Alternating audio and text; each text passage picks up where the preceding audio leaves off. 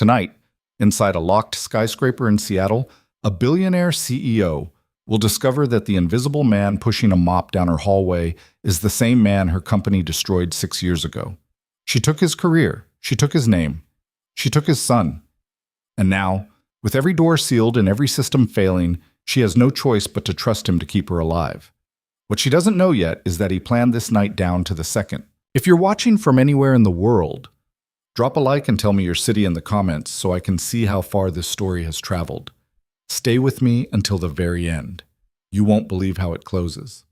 The rain hadn't stopped in 9 days. Derek Vance pulled into the underground parking garage at 10:47 p.m., 3 minutes earlier than his shift required, and sat in his 2008 Ford Ranger with the engine still running. The heater rattled. The windshield wipers squeaked on every return stroke, a dry scrape he'd meant to fix for 2 months. Outside, past the concrete pillars and the yellow-painted lines, the Harrow Tower rose 62 floors into a sky the color of wet slate. He didn't look up at the building. He never did. Instead, he looked at the photograph taped to the inside of his visor. A boy, maybe 4 years old, with a gap between his front teeth and a baseball cap too big for his head. Eli. The photograph had been taken on a Sunday in August, at a park in Tacoma, before everything fell apart. Before the lawyers. Before the restraining order. Before the judge with the reading glasses had looked down from the bench and said the words that had carved Derek into two halves, the man who existed before, and the man who existed after. Derek pressed his thumb against the edge of the photo. He didn't speak. He never spoke to the picture. That would have made it a prayer, and he didn't do those anymore. He killed the engine. The silence in the garage was different from any other silence in the city. It wasn't peaceful. It was engineered. The Harrow Tower's sub-level ventilation ran on a low white noise hum that masked every footstep, every cough, every breath a person might take if they weren't supposed to be down here. Derek knew the hum. He knew the frequency. He had designed part of the acoustic dampening system back in 2019, when he still had a company and a corner office and a wife who called him during her lunch break just to hear his voice. He grabbed his duffel bag from the passenger seat. Inside, a thermos of black coffee, a flip phone that belonged to someone else, a notebook with a cracked leather cover, and a small USB drive that he had been carrying every single night for 73 nights in a row. He locked the truck and walked toward the service elevator. Upstairs on the 58th floor, Naomi Blake was losing her temper. "I said Tuesday," she said, her voice quiet in a way that made the man on the other end of the phone go silent. "I said Tuesday, and you told me Tuesday, and now it's Thursday night, and I'm standing in a boardroom staring at a contract that still has the old valuation on page 19. Do you understand what that means, Hollis?" "Naomi, It means that tomorrow morning, when the Emerson people walk in here and open that folder, the first thing they're going to see is a number that gives them a reason to renegotiate. And you know what happens when lawyers find a reason to renegotiate. They find 8 more. I'll have it corrected by midnight.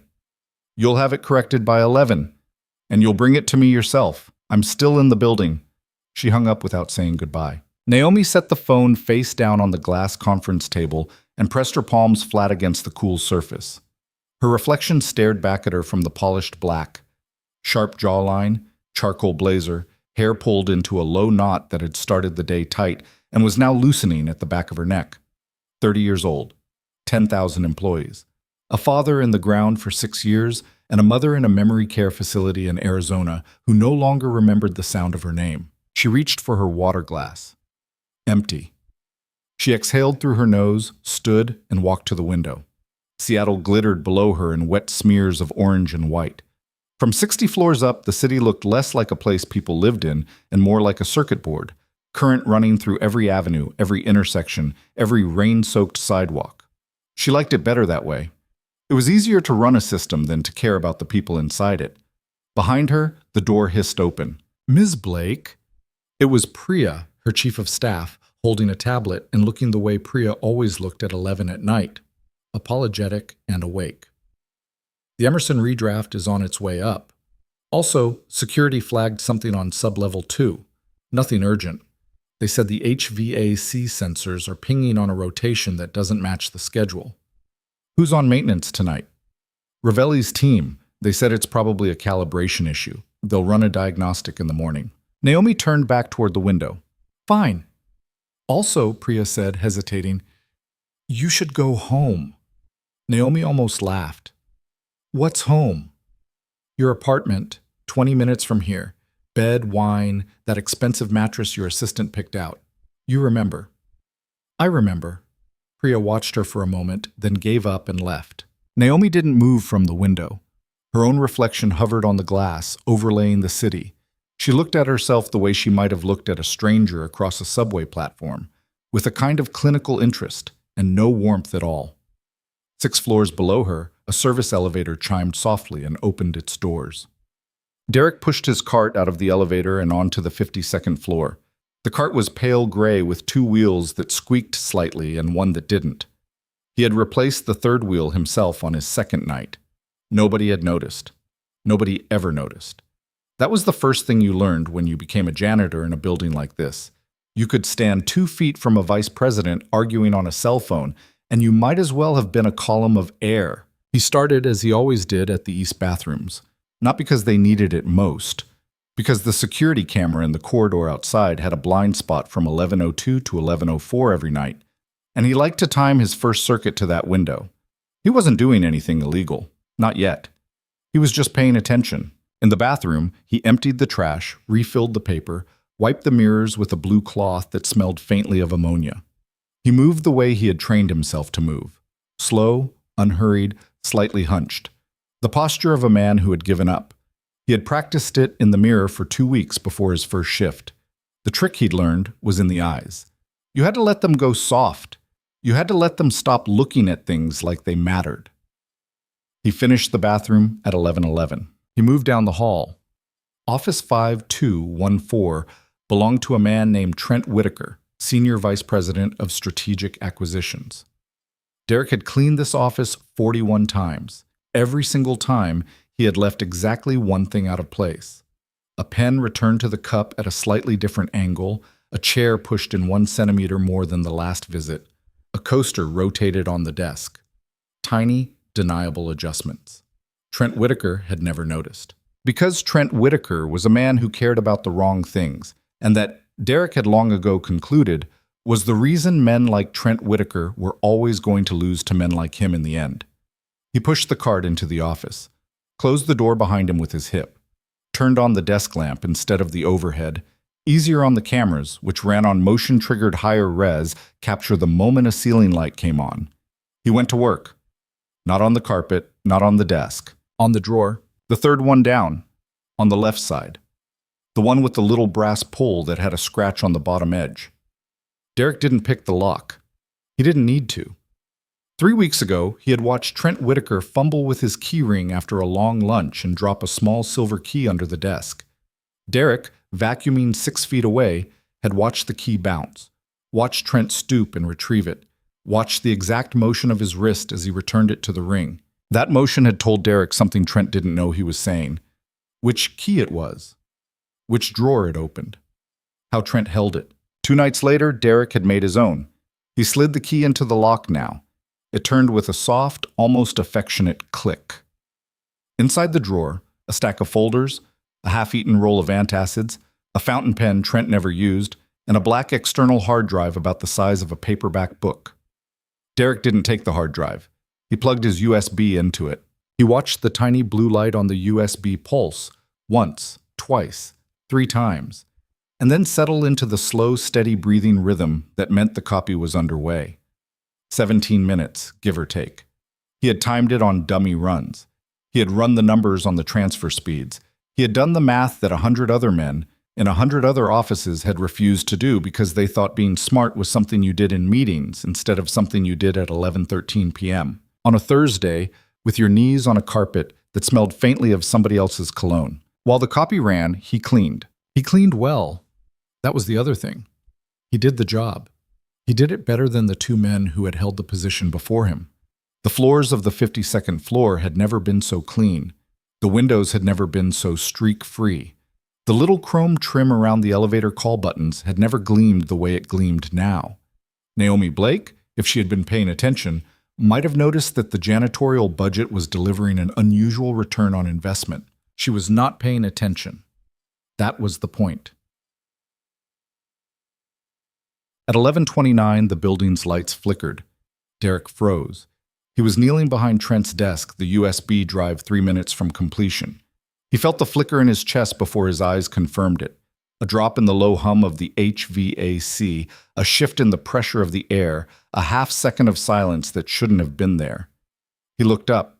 The overhead lights came back, but dimmer. The emergency strip along the baseboard, the one most people never noticed, had clicked on. Pale green. Low battery mode. No, Derek murmured. Just that one word. Soft, flat, almost disappointed. He pulled out the flip phone from his pocket and glanced at the screen. No signal. He swore under his breath. Not theatrical, just the small, real curse of a man whose night had just become more complicated, and kept watching the USB's blue light. 2 minutes. He could wait 2 minutes. Somewhere in the building, a door locked itself with a soft mechanical thunk. Then another. Then another. Naomi heard the first lock engage from her office. She had been reading the redraft. Hollis had come and gone, looking pale and chastened, leaving a printed copy and a digital one on her desk. And she had just lifted her water glass to her mouth when the sound came. A low, clean thunk somewhere in the walls, the particular sound of a magnetic bolt sliding home in a door that hadn't been closed. She lowered the glass without drinking. Her computer screen flickered. The lights dimmed. Came back. The HVAC sound, which she was used to hearing without noticing, died completely. She picked up her desk phone. No dial tone. She picked up her cell phone. No bars. She stood, walked to the door of her office, and pulled the handle. The door opened, which was a small relief that did not last long, because the hallway outside was dark except for the pale green emergency strip along the floor and the red pinpoint LED above every elevator showing that the cars were locked down. "Priya?" she called, not loud, not panicked, just testing the shape of the silence. No answer. She walked the hallway in her heels, the click of them suddenly too loud against the marble. The glass doors to the executive reception area had sealed. So had the glass doors to the main boardroom. She could see through them. The room was empty, the redraft still on the table where she'd left it. But she couldn't open them. The elevator bank. 8 cars. 8 red LEDs. All in lockdown. She walked to the nearest stairwell door. Pulled. It gave... Fire code required that at minimum, internal stair doors open outward from every floor, and she stepped into the concrete shaft. The emergency lights in here were yellow and old and made the walls look jaundiced. She started down. She made it 2 flights before the stairwell door at the 51st floor landing turned out to be locked from the other side. So did the door at the 50th. So did the door at the 49th. Naomi Blake stood in a concrete stairwell, 60 stories in the air, and understood for the first time in her adult life that being rich was not the same as being in control. But Derek finished the copy at 11:32. He pocketed the USB, relocked the drawer, wiped the key clean, and stood up slowly, his knees protesting. He took one last look around Trent's office, checked that the chair was returned to its wrong angle, and pushed his cart back out into the hall. The hall was dark, except for the green strip. Something had gone wrong. Not his plan. His plan was still intact, still on schedule, the copy complete, the night his. But something else.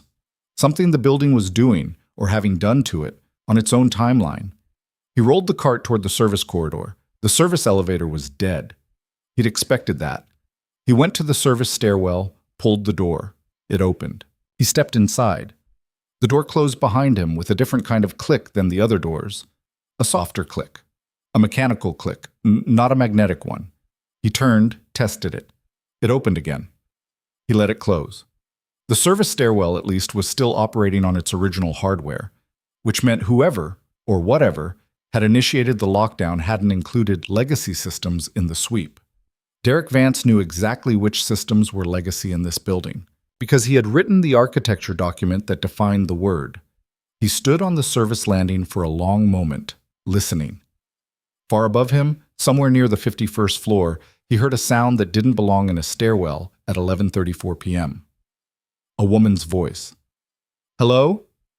It was sharp. It wasn't scared. Not yet. But it was the voice of someone who had just realized she didn't have a plan. Derek closed his eyes. He had rehearsed this moment 112 times in his head over the last 73 nights. Every time, he had imagined the exact words he would say when he first spoke to Naomi Blake. He had a speech prepared. He had 3 speeches prepared, depending on her tone. In the end, what came out of his mouth, called softly up the concrete shaft, was just 3 words. Stay where you are. There was a long pause. Who is that? She called back down. Maintenance. Another pause. Longer. Maintenance doesn't have keys to the executive stairwell. He almost smiled. He didn't. Not that kind of maintenance, ma'am. 4 minutes later, Naomi watched a man climb the last flight of stairs toward her. He was tall, maybe 6'1", and he moved like someone who knew how far his own body could go and wasn't particularly impressed with it. He wore a charcoal uniform shirt with the building logo on the breast pocket and a name tag that said Derek in white letters. His hair was dark, cut short, flecked gray at the temples in a way that could have meant 35 or 50. Hard to tell. He carried nothing but a small flashlight and a ring of keys that she was fairly sure he was not supposed to have. He stopped on the landing below her and looked up. He did not come closer. He stayed exactly where he was, like a man who knew that a woman alone in a stairwell at midnight needed distance more than she needed help. "Ms. Blake," he said, "you know who I am. Your picture's in the lobby.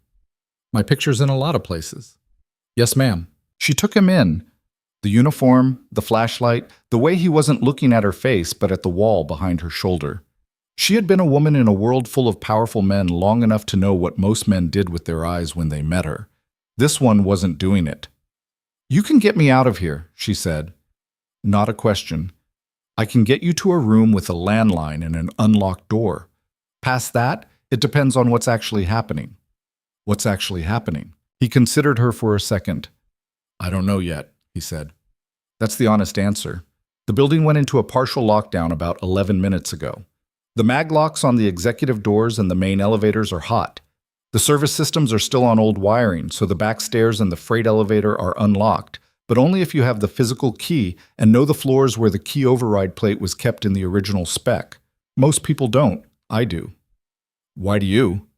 Pause. "I used to work on buildings like this." He said it the way a man says he used to play baseball. Small, private, done. Naomi descended the 2 steps between them and stopped. She was half a head shorter than him in her heels. Up close, he looked tired.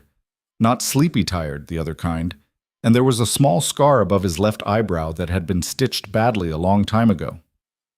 "Why are you here?" she asked. "Night shift." "That's not what I meant." He met her eyes for the first time. His were brown, almost black in the yellow stairwell light, and something about the flatness of them made the back of her neck prickle. Not fear exactly, recognition of a kind she couldn't place. "Ma'am," he said, "we can talk about why I'm here, or we can get to a phone. Your call." She looked at him for another beat. "Phone." "Yes, ma'am." He turned and started back down the stairs. She followed. "Yeah." The room he brought her to was on the 50th floor, tucked behind a door marked custodial, that she had walked past 10,000 times in 6 years and never once opened. Inside was a narrow space with a metal desk, a filing cabinet, a small microwave, a coffee pot, a battered landline phone, and a wall of keys on numbered hooks. Derek went to the phone, lifted the receiver, held it out to her. She put it to her ear, dial tone. "Thank God," she said. Something flickered across his face at that word. Too fast to read. And then it was gone. She dialed security. Got voicemail. Dialed Priya. Got voicemail. Dialed the police non-emergency line because some instinct told her not to call 911 yet, not until she knew what she was actually looking at. A dispatcher answered. She gave her name, her location, her building. Said there had been a lockdown event, that she was safe but sealed in, that she needed the fire marshal on the line. The dispatcher asked her to hold. While she held, she watched Derek. He had set his flashlight on the desk and was standing very still, facing the wall of keys. Not looking at her, not looking at the phone, just reading the keys, the way a man might read a book he had written and forgotten most of. "Derek," she said, covering the receiver. "Yes, ma'am." "Turn around." He turned. You knew which phone would work. Yes. You knew which stairwell door would open. Yes. You knew exactly how long it would take to reach this floor from the one I was on. A pause. Yes. She stared at him. The dispatcher was still making her hold. The line hissed softly in her ear. Who are you? Naomi asked. Derek looked at her for a long, long moment. Then he said, very quietly, Tonight, I'm the guy who's going to keep you alive. Past tonight, we'll see. The dispatcher came back on. Ma'am, I have the fire marshal's office on the line, connecting you now. Naomi didn't take her eyes off Derek. Hold that connection, she said into the phone. I need 1 more minute. She lowered the receiver. She took 2 steps toward him. The stairwell light had made him look tired. This light, the fluorescent strip above the custodial desk, made him look like something else, something carved. You're not maintenance, she said. I mop floors, Miss Blake. That's maintenance. You're not only maintenance. No, ma'am, I'm not. Then what else are you? He let the silence stretch for 3 full seconds. In those 3 seconds, somewhere in the walls, another door locked itself with a soft thunk. Neither of them looked away. I'm somebody, he said finally, who used to work for a man who used to work for you. She tilted her head slightly. The knot at the back of her hair had fully come loose. A strand of it hung against her cheek. Who? It doesn't matter tonight. It matters to me. I know it does. He almost smiled, and for the first time she caught a glimpse of the man under the uniform. Not older than her, maybe 2 years older at most. And once, a long time ago, maybe a man who had laughed at things. But you have a fire marshal on hold, and the maglocks on the 30th floor just picked up the lockdown signal, which means in about 4 minutes the only way out of this building is the freight elevator I have the key to. So we can keep doing this, or we can move. She stared at him for 1 more heartbeat. Then she raised the receiver. Marshal, she said, this is Naomi Blake. I'm going to move. I'll call you back in 10 minutes. If I don't, send someone. She hung up. Lead, she said. Derek picked up his flashlight. They moved through the 50th floor in silence. He walked half a step ahead of her, not out of courtesy, but because he was reading the building. She understood this, watching him, the way his eyes flicked to door sensors, to thermostats, to the tiny black domes of the ceiling cameras. He wasn't checking if they were watching. He was checking if they were working. The cameras, she said quietly, are they on? Most of them. Not the ones on this corridor. The PoE switch on 50 runs through a cabinet that's been on a brownout for about 6 minutes. How do you know? Because I've been watching it brown out for 73 nights. She stopped walking. He kept walking for 2 more steps, realized she had stopped, and turned back. His face, in the green emergency light, was patient, not apologetic. Patient. 73 nights, she repeated. Yes, ma'am. You've been watching my building for 73 nights. Yes. And tonight, the building locks down on its own. Ma'am? Did you do this? A pause. A real pause. The kind a man takes not because he's deciding whether to lie, but because he's deciding whether she can handle the truth. No, Derek said. I didn't do this. But you know who did. I have 3 guesses. 2 of them work for you. Naomi felt something cold move down her spine. Slow, deliberate, like a drop of rain finding its way down the back of a collar. Keep walking, she said. He did. They reached the freight elevator at 11:52. Derek produced a brass key from his pocket, not the ring, a separate one, kept loose, and slid it into a small plate beside the call button. The plate had been painted over so many times it looked like part of the wall. The key turned. The elevator chimed, soft and old, and the doors opened on the first functioning elevator car in the entire tower. He gestured her in. She hesitated.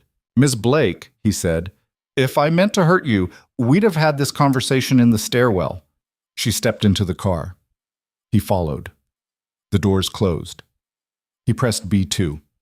As the elevator started to move, she finally said the thing that had been sitting in her throat since the custodial room. You said somebody who used to work for a man who used to work for me. Give me a name. Derek watched the floor numbers descend. Not tonight. Give me a name, Derek. He turned his head, looked at her. and for a single second, just one, the mask slipped, and what she saw underneath was not a janitor and not a systems architect and not a stranger. What she saw was a man who had been waiting a very long time for a door to open, and the door had just opened. "My son's name," he said, "was Eli." Was? Is. The elevator dropped. 49, 48, 47. She didn't ask anything else. Not because she didn't want to. Because somewhere between the 50th floor and the 47th, she had started to understand that whatever was happening tonight, the lockdown, the doors, the silent man beside her with the building's keys in his pocket and a flat, tired patience in his eyes, was not an accident. It was a reckoning, and she had walked into it in her own heels. 46, 45. The elevator hummed. Outside in the city, the rain kept falling, and somewhere on a laptop in a small apartment in a bad part of Tacoma, a folder began uploading to a server in a country whose extradition treaty with the United States had lapsed in 2017. The folder contained 17,411 files. The first of them was a scanned court document from a family court in King County.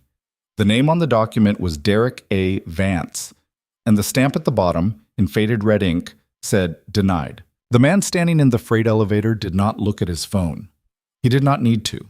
He had scheduled the upload for 11:54 p.m. precisely, because at 11:54 p.m. precisely, the cameras on sublevel 2 would be in their fourth and final reboot cycle of the night, and no one, not the security team, not the fire marshal, not the woman standing 18 inches to his left with her hand closed around her own wrist, would see the moment the first truth came out of the dark. 44, 43. Naomi Blake looked at his reflection in the brushed steel of the elevator wall. "Derek," she said, and her voice had changed. It was lower now, less CEO, more woman. "What did my company do to you?" He didn't answer. The elevator kept ascending. 42, 41-1. The elevator's old motor made a small, complaining sound, the kind of sound a machine makes when it has been asked to do a job it hadn't expected to do tonight. Derek didn't react. Naomi watched him in the brushed steel, and for a moment the reflection of him was clearer than the man himself, sharper somehow, in the warped metal than in the actual light of the car. "You're not going to answer me," she said. "Not in an elevator." "Why not?" "Because elevators have microphones, and yours were upgraded in 2022 by a vendor whose project lead used to work for me." She almost laughed. She didn't. The sound that came out of her was something closer to a breath pushed through her teeth. "Everything in this building used to belong to somebody you know." "Not everything. Most of it." He tilted his head a fraction. "Yes, ma'am." 39. 38. She turned her body slightly so that she was no longer watching his reflection, but the actual line of his jaw. There was stubble on it, not styled, just 2 days of not caring. His hands at his sides were loose, but she noticed now the way the knuckles sat. Flat, a little flattened, the way a carpenter's knuckles sit, or a fighter's. Not a desk man's hands. Not anymore. "Derek?" "Yes." "If you wanted revenge on me, you had 100 better nights to take it." He didn't look at her. He watched the floor numbers. "Ma'am? So this isn't revenge?" "No, ma'am." "Then what is it?" A long beat. "Maintenance," he said. 35. The elevator dropped through the middle of the building like a stone through dark water, and Naomi Blake did not say anything else for 7 floors. When the car finally came to a stop at B2, the doors didn't open right away. Derek held up a hand, a small gesture, fingers splayed, the universal sign for wait, and listened. For what? She couldn't have said. The sublevel was as quiet as the garage had been, that engineered silence again, the white noise hum of a building pretending to be empty. He turned the brass key in the plate a second time, and the doors opened. Sublevel 2 was a concrete corridor the color of wet newspaper. Bare bulbs and caged fixtures ran along the ceiling at 8-foot intervals. Pipes painted blue ran along the left wall. Pipes painted red ran along the right. A yellow line had been stenciled down the center of the floor 40 years ago and scuffed by decades of carts, boots, and rolling trash bins. "This way." She followed him. Her heels were wrong for the surface, She could feel every irregularity in the concrete through the soles, but she didn't say anything. He walked the way he had walked upstairs, half a step ahead, reading the walls. After 20 feet, he stopped, reached up to a small junction box she wouldn't have noticed in daylight, and popped the cover open with the edge of his thumbnail. Inside the box, a circuit board, 4 tiny LEDs, and a rotary switch. 3 of the LEDs were green, 1 was amber. "That's wrong," he said, half to himself. "What is it?" "This controls the backup relay for the freight column. It should be green. It's been amber for about 11 minutes. "Meaning?" "Meaning somebody already knew we were going to use this elevator." He closed the box.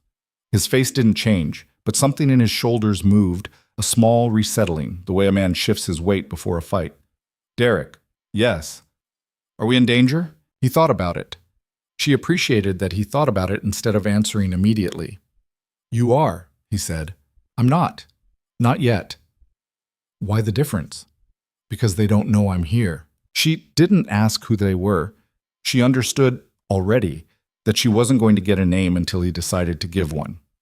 She was a woman who had built an empire by refusing to let other people set the pace of a conversation, and now, for the first time in 6 years, she was being made to follow someone else's clock. It should have infuriated her. It didn't. That was the thing she couldn't quite explain to herself later, when she tried to reconstruct the night, that at some point in the elevator, she had stopped being angry and started being curious. He started walking again. She kept up. "Where are we going?" "Security room." "There's a security room down here?" "There's the real security room down here. The one upstairs runs on the new system. Lockdown killed it. This one was decommissioned in 2019 and never actually unplugged because the invoice for the removal got signed off on, but the contractor went bankrupt 2 weeks later and nobody followed up." "How do you know that?" "Because my signature's on the original spec that ordered the decommissioning." She stopped. He went 2 more steps, felt her absence, and turned. The corridor light buzzed faintly above them. A drip of water landed somewhere, a pipe sweat, a small wet tap on concrete. "Your signature," she said. "Yes." "On a document in my company's archive." "Yes." "Derek." Her voice was very quiet. "What was your last name when you signed that document?" He looked at her for a moment that felt long even by the standards of the night they were having. "Vance," he said. She searched her memory. The name rang no bell. She almost said so. Then she caught herself because she had sat through maybe 3,000 meetings in her 6 years as CEO of Blake Harrow, and in every one of those meetings, names had moved past her like cars on a freeway, and she had developed, out of necessity, the habit of only remembering the ones that were going to cost her something. If Derek Vance had cost her something, she'd have remembered, which meant she had never been told his name, which meant somebody had kept it from her. "Let's go," she said. He nodded. They walked. The security room was behind a steel door with a round handle and a plate that said Control B. Derek didn't have a key for this one. He had a code. He tapped it into the keypad. 6 digits, and the door clicked, and he pulled it open with his shoulder because the hinges had settled. Inside, a wall of old CRT monitors, most of them dead, 4 of them lit. A metal desk, a swivel chair with its vinyl cracked, a coffee mug with a Mariners logo on it, long dried, a smell of warm dust and cold metal, and the particular stale of a room that had been breathing its own air for too long. He closed the door behind them. "Sit," he said, gesturing at the swivel chair. "I'll stand." "Suit yourself." He bent over the desk. His fingers moved on an old keyboard with that worn confidence she had seen upstairs on the junction box, the hands of a man returning to a language he had spoken fluently a long time ago. The 4 live monitors flickered.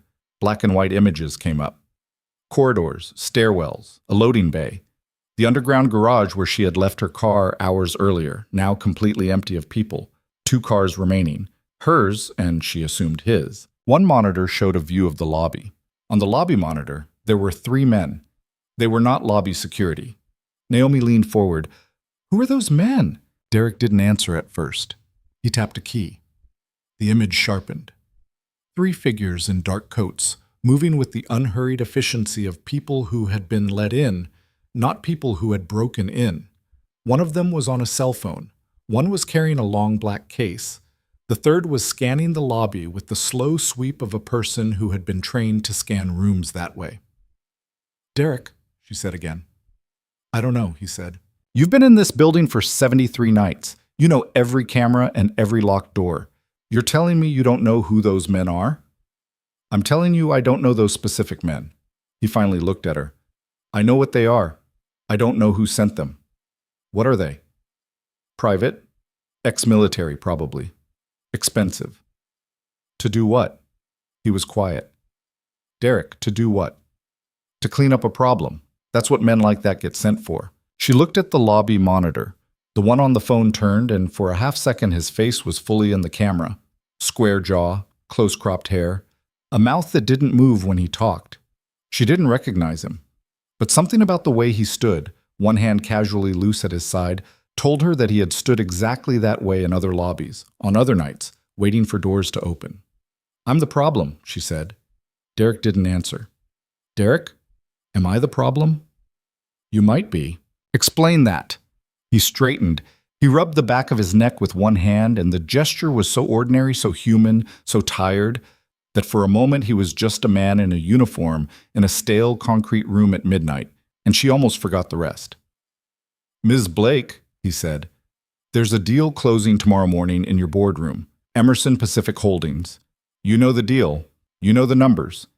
"Of course I know the numbers. What you don't know is that 3 people inside your company needed that deal to close at the old valuation.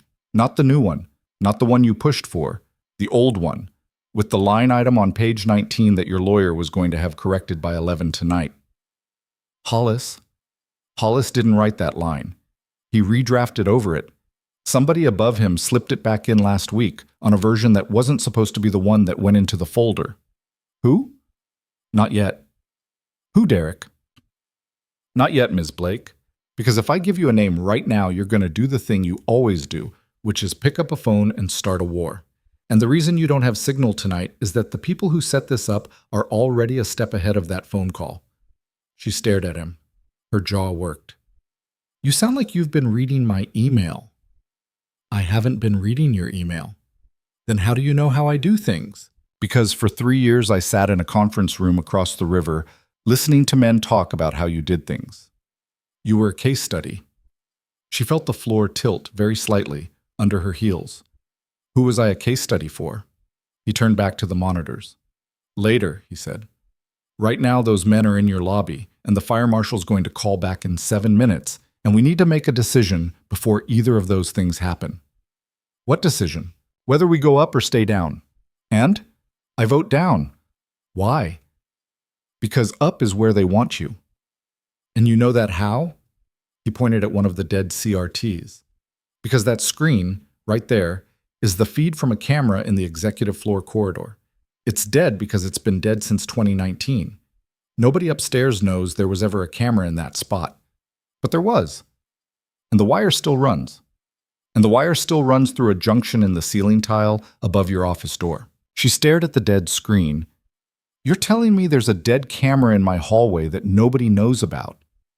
"I'm telling you there's a dead camera in your hallway, yes, and that earlier tonight at 11:14 p.m., I came down here to plug it back in because I figured out 2 weeks ago that the people who are in your lobby right now were probably going to be in your lobby tonight." Her mouth opened, closed. "You knew they were coming."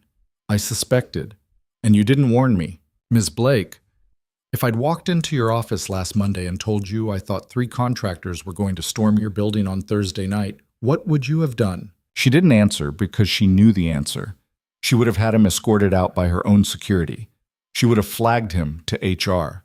She would have slept in her own bed without a second thought, because men like Derek Vance, men in uniform shirts with name tags, were not men whose warnings she had ever been trained to hear. He watched her arrive at that conclusion. He didn't look satisfied about it. He looked, if anything, a little sorry. "That's the problem," he said quietly. "Not just for you, for anybody at your altitude. The people who can see things coming don't have the clearance to tell you, and the people with the clearance to tell you don't see anything but each other. Don't give me a lecture, Derek." "No, ma'am." She breathed. She made herself breathe. The air in the room tasted of old plastic. "The camera," she said. "The one you plugged back in. What's it seeing?" He turned, opened a drawer in the desk, and pulled out a small black box the size of a paperback.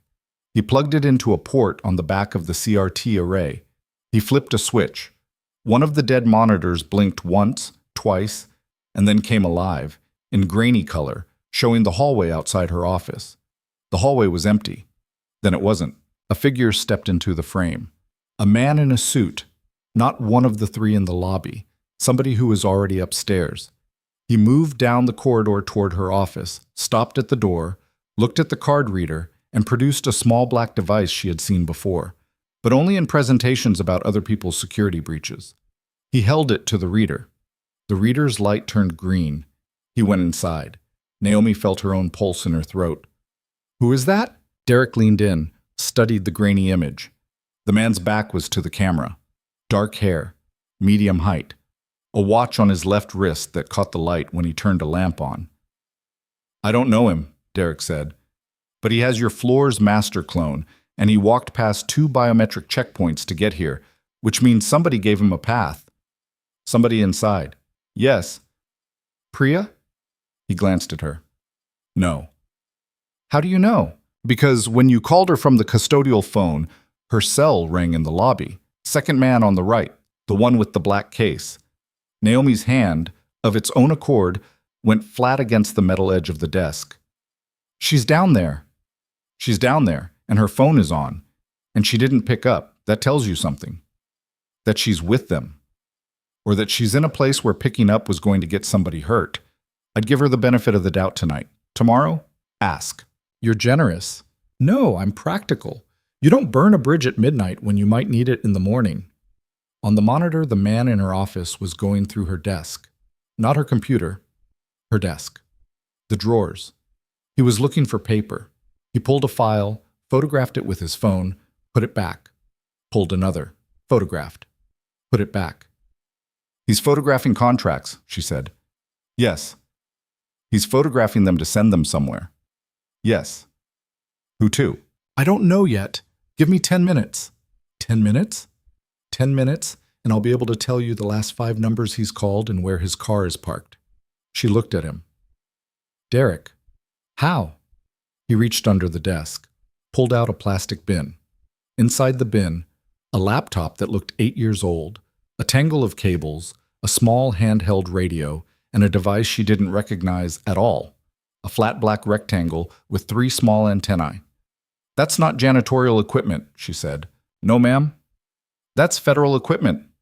Civilian version, legally available, barely." He set the laptop on the desk and opened it. The screen lit. A Linux prompt. His fingers moved on the keys. "You've been running a surveillance operation out of my sub-basement." "I've been running a very small, very targeted information gathering operation out of a room your company officially doesn't know exists." "Yes." "For how long?" 73 nights. "Before that?" A pause. 6 years. She sat down in the cracked vinyl chair. She sat down because her knees were not, at that precise moment, interested in being knees. 6 years.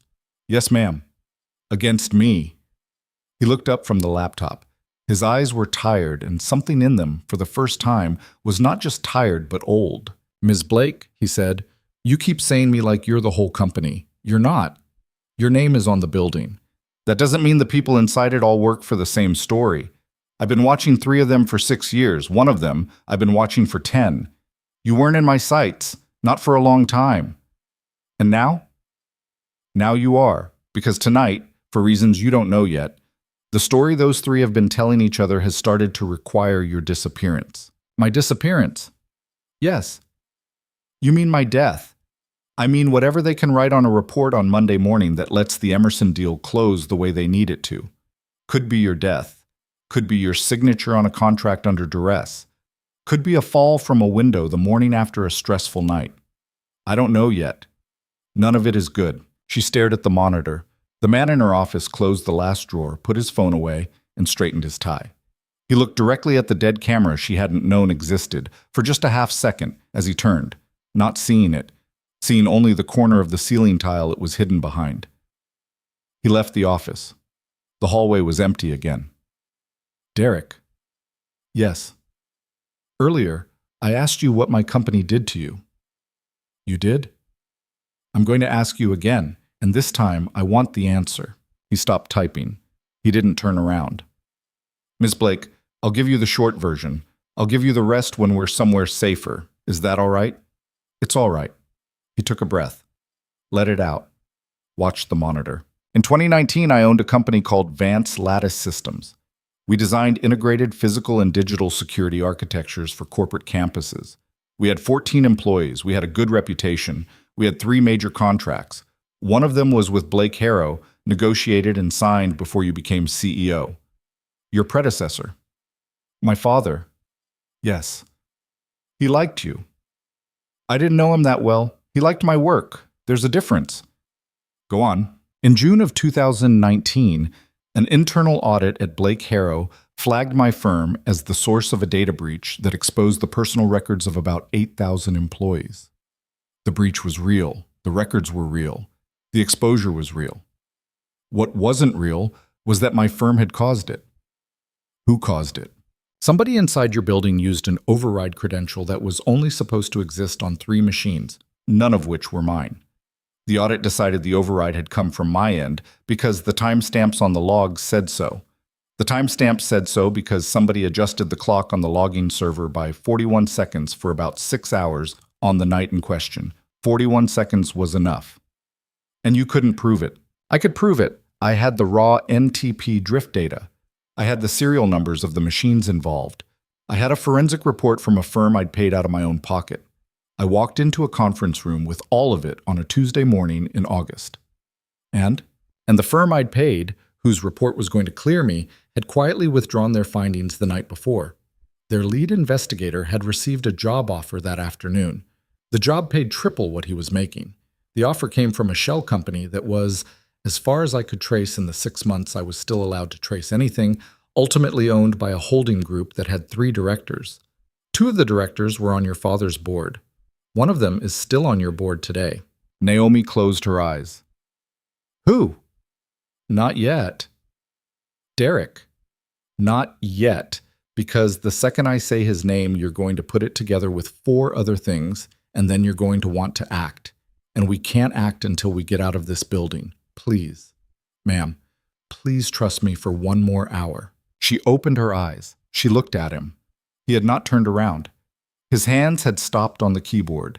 His shoulders, under the charcoal shirt, were not broad, but they were set.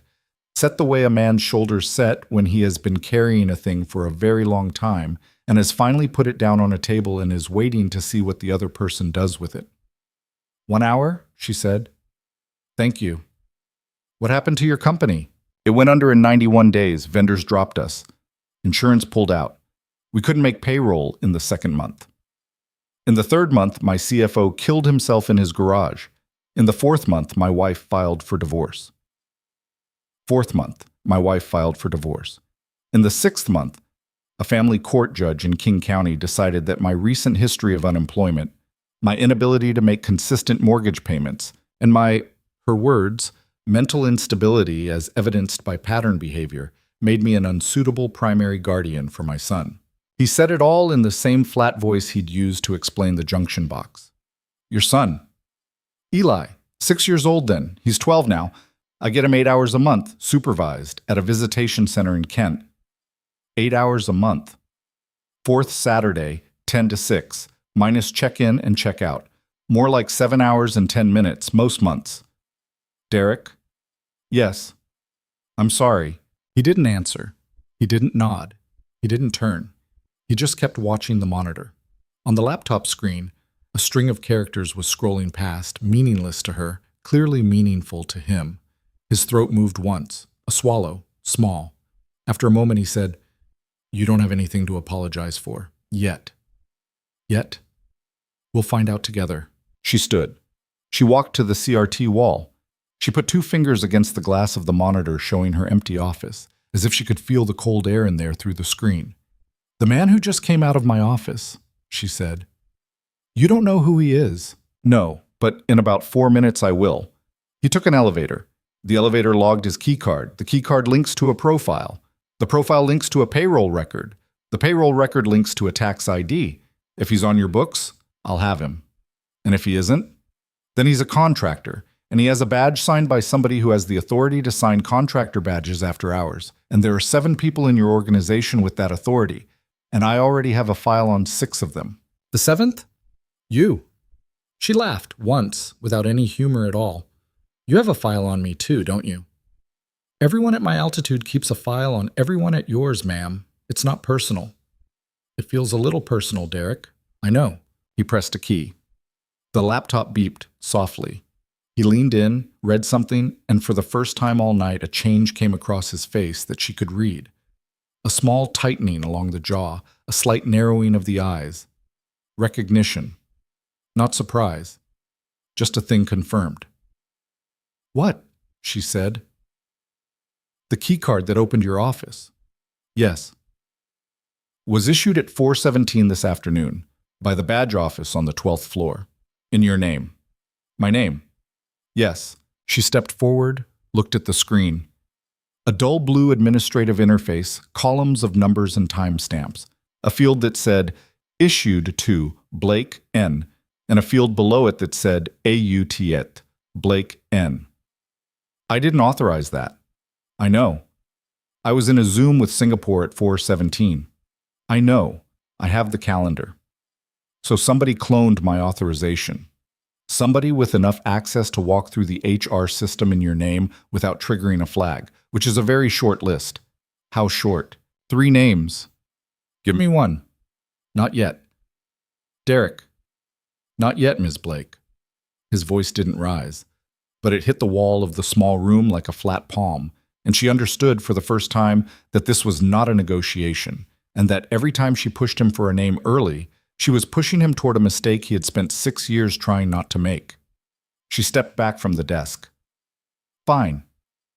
Thank you. Somewhere above them, very far above, another door locked itself with a soft magnetic thunk.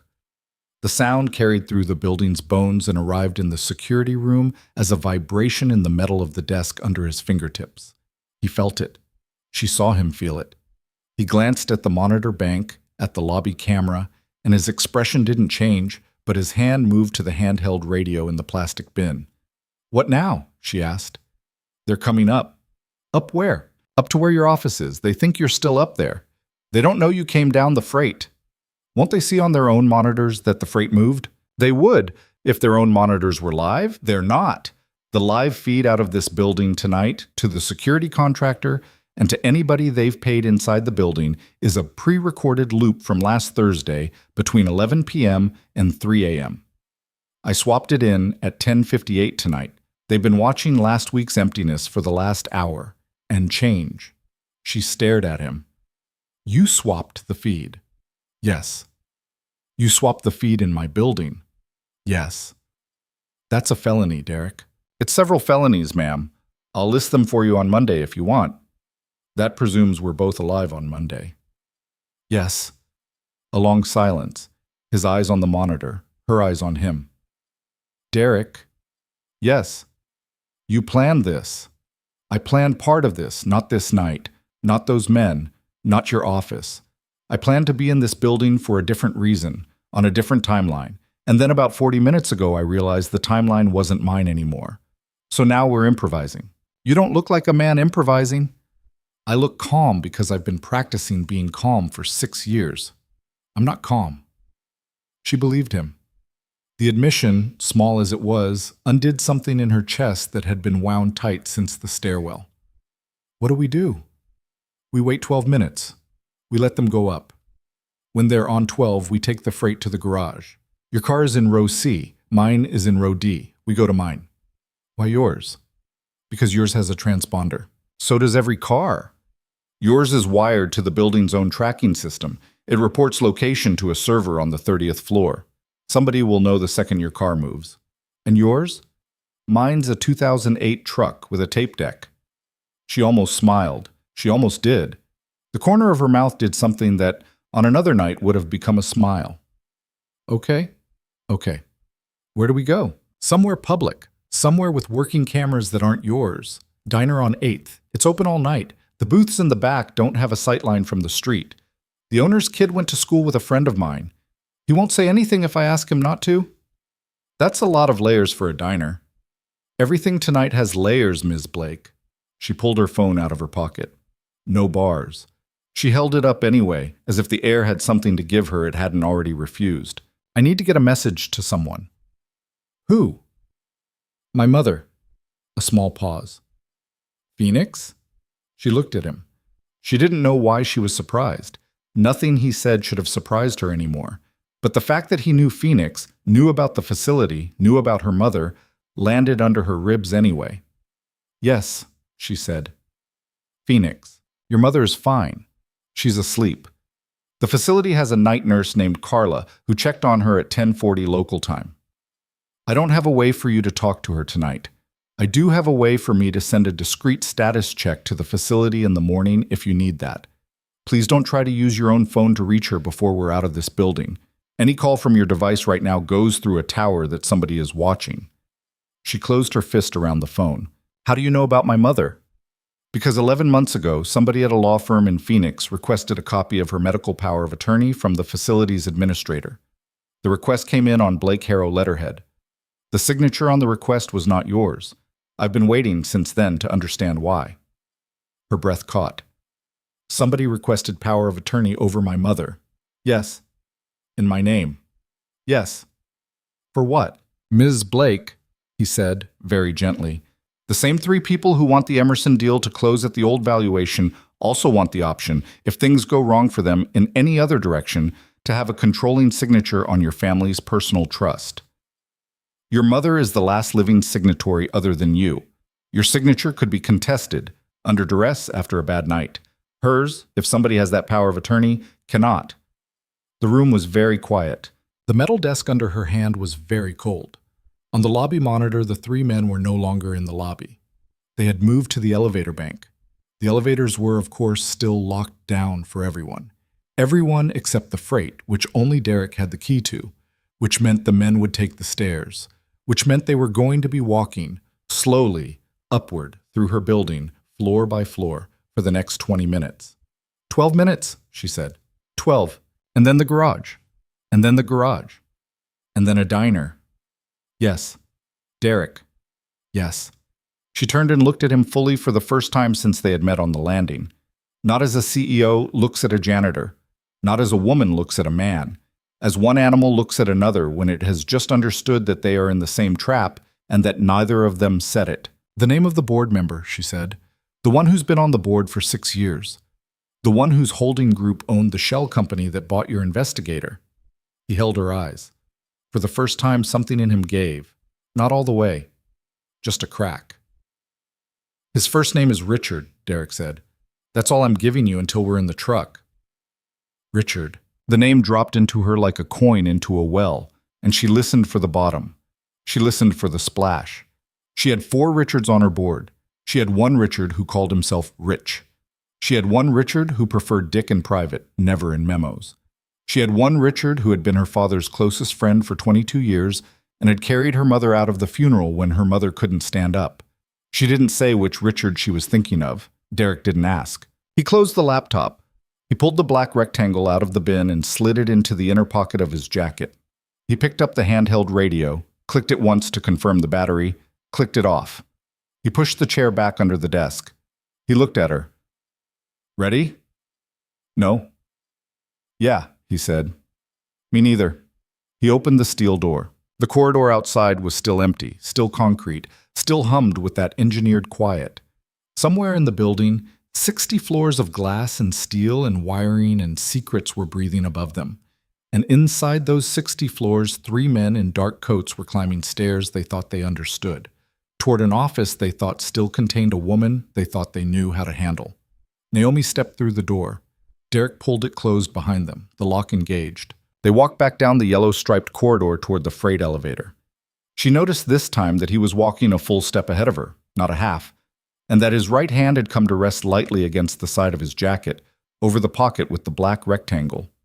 She noticed also that her own breathing had settled into the cadence of his, not because she was trying to match it, but because the corridor was long and the air was thin and two people walking through a tunnel at midnight will, without meaning to, fall into the same rhythm. At the freight door, he turned the brass key a third time. The car was still there. They stepped in. He didn't press B1. He pressed G. The doors closed. Inside the car, the old motor started up again. And Naomi Blake, who had spent the entire day being the most powerful person in every room she had entered, looked sideways at the man in the charcoal shirt and understood that she had not, in fact, been the most powerful person in any room she had entered. Not today, not yesterday, not for a very long time. Somebody had been standing at the back of every room, holding a ledger she had never been shown. "Derek," she said as the car began to climb. "Yes. When we get to the diner, I want the rest of it." "I know. All of it." "I know, Ms. Blake. Even the parts that hurt me." He watched the floor numbers. "Those are the parts I've been waiting 6 years to give you," he said very quietly. The elevator climbed, and in her pocket, against her hip, her dead phone sat warm and useless and silent. And somewhere above them a door locked itself. And somewhere above that a man in a dark coat set his hand on a stair rail and began to climb. And outside the building, the rain that had been falling for 9 days kept falling. And the night, which had already taken 73 turns that only Derek Vance had counted, prepared to take its 74th. The elevator opened onto the garage at 3 minutes past midnight. The concrete out here smelled different from the concrete downstairs. Not cleaner, just older, soaked over the years with oil and exhaust and rainwater that had tracked in on 10,000 pairs of tires. A single fluorescent tube buzzed somewhere above row A. 2 of the tubes above row C had gone out. The silence was the silence of a garage that is mostly emptied for the night and is waiting to see who comes back first. Derek held the elevator door open with his forearm and looked at her. "Stay close. Don't walk in a straight line. There's a camera on the ceiling above row B with a sight line to your car. We're going to come out of the elevator, go left, hug the wall to the bay, then cut across to row D. You have the garage camera memorized too."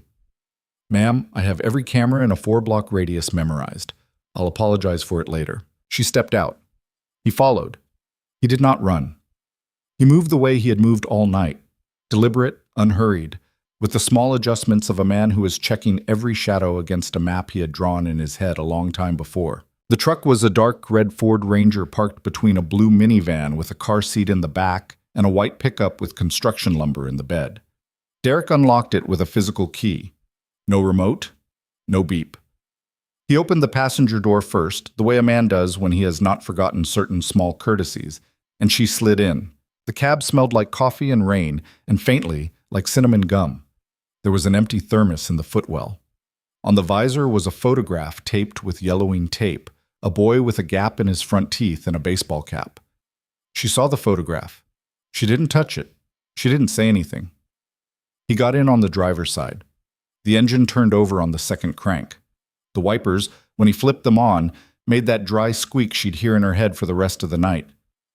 Seatbelt. She put it on. He rolled the truck out of the space at no more than 5 miles an hour, down the ramp, past the attendance booth that had been empty since 9, and out onto Post Alley. The rain hit the windshield in long silver needles. Seattle at midnight was not empty, exactly. It was never empty. But the streets had that watched quality of a city that has mostly put its children to bed. A bus hissed past in the opposite direction. A man under an awning on the corner was laughing on his phone. Derek didn't take a straight line to the diner. He took 3 rights, a left, a right, and then a long curve down Yesler that cost them 4 extra minutes. She watched the side mirror the whole time. "You're not being followed," she said finally. "I know." "Then why the loop?" "Because I don't know yet that I'm not being followed. Knowing and confirming are 2 different things." "You sound like a cop." "I sound like a guy who spent 18 months being harassed by a law firm that sends people in unmarked cars." They turned onto 8th. The diner was halfway down the block under a hand-painted sign that said, Marcy's in neon that had stopped working on the second C. Derek pulled into the lot and parked so that the truck pointed out toward the street instead of in toward the wall. "Habit," he said, catching her look. "I didn't say anything." "You thought it." He killed the engine. The quiet that came in was the particular quiet of a vehicle that is just shut off in the rain, the ticking of cooling metal, and the drum of water on the roof.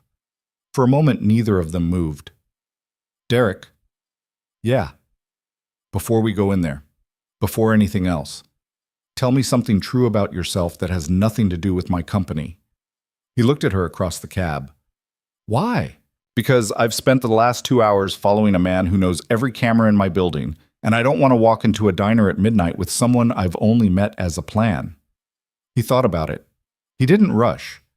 That was the thing she kept noticing, that he didn't rush his answers, and it made the answers feel heavier when they came. I haven't slept more than 4 hours in a row in 6 years, he said. Not because of anything dramatic, just when I close my eyes, the first thing my brain does is run a checklist. I've tried everything. Pills, meditation apps, whiskey. A sleep clinic on Capitol Hill that charged me $600 to tell me I had, quote, stress-adjacent insomnia. She almost laughed. Stress-adjacent. That's what the man said. That's not true about you and has nothing to do with my company. It has nothing to do with your company. Tell me another one. I read Westerns. What kind? Old ones. Louis L'Amour. Elmore Leonard. The kind where the guy doesn't talk much and his horse is in the book more than the woman. My ex-wife hated them. She said they were for men who wanted to be alone and didn't want to admit it. She wasn't wrong. That's closer to true. That's the one I'd pick. She looked at him. The rain on the windshield had made the light from the diner sign break apart and slide across his face in pink and gold pieces. He was tired. He'd been tired all night. There was a different kind of tired on him now, the kind that came from having told one small true thing out loud. Okay, she said. Let's go. They got out. She pulled her coat tight against the rain. He walked slightly behind her now, not ahead, which she registered without quite understanding why until they were under the awning and she realized he had been putting his body between hers and the street. The bell over the diner door made a flat brass sound. Inside, Marcy's was 3/4 empty and smelled of coffee and grease and wet coats. A man in a canvas jacket sat at the counter with his chin in his hand, watching a small TV mounted in the corner playing late-night highlights on mute. A couple in their 20s was sharing a plate of fries in the second booth. The waitress was behind the counter, a woman in her 50s with her hair up in a clip and a cigarette tucked behind one ear that she clearly wasn't going to smoke inside. She saw Derek and her face did a small thing. Not a smile, just a softening at the corners of the eyes. Back corner, she said, like they'd agreed on it beforehand. Thanks, Donna. Coffees? Please, and one of whatever's not too far gone on the pie shelf.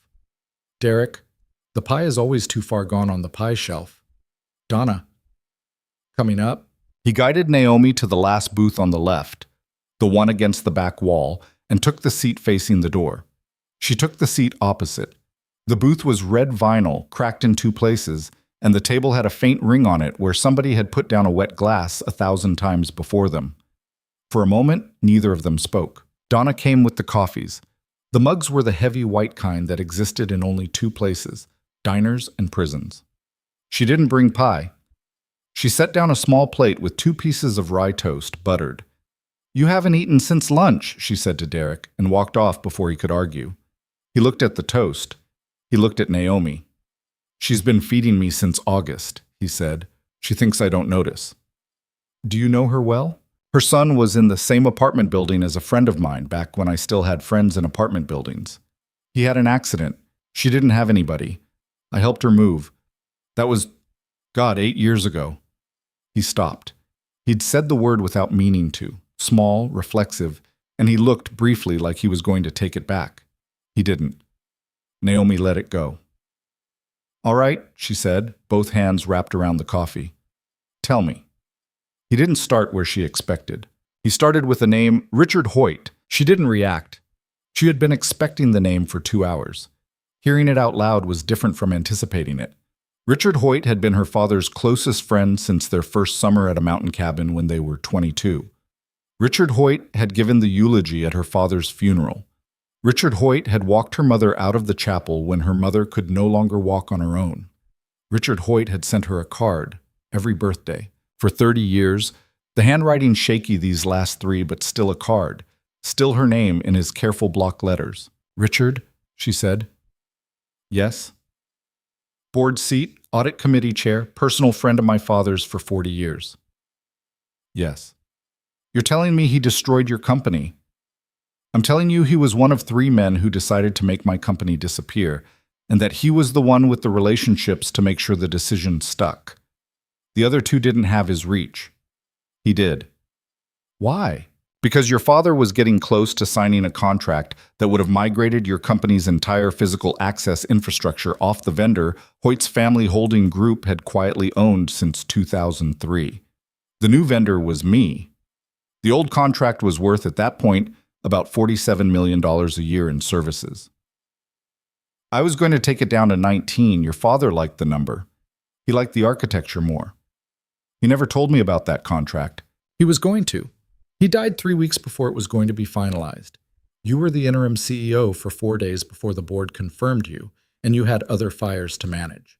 The contract got shelved. A revised version came back 6 weeks later, recommending that Blake Harrow stay with the incumbent vendor at a reduced rate for another 5 years. You signed it. You didn't read every page. Why would you? You just buried your father.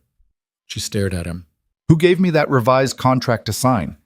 Hoyt's office, through an associate of yours who was, at the time, newly promoted to Senior Vice President of Strategic Acquisitions. A man you trusted on Hoyt's recommendation, because Hoyt had been your father's closest friend for 40 years. Trent Whitaker. Yes. She closed her eyes. Trent sat at my father's Thanksgiving table for 11 years. I know. I was the maid of honor at his wedding. I know. Derek. Yes. Please tell me you can prove this. I can prove this. How? He reached into the inner pocket of his jacket.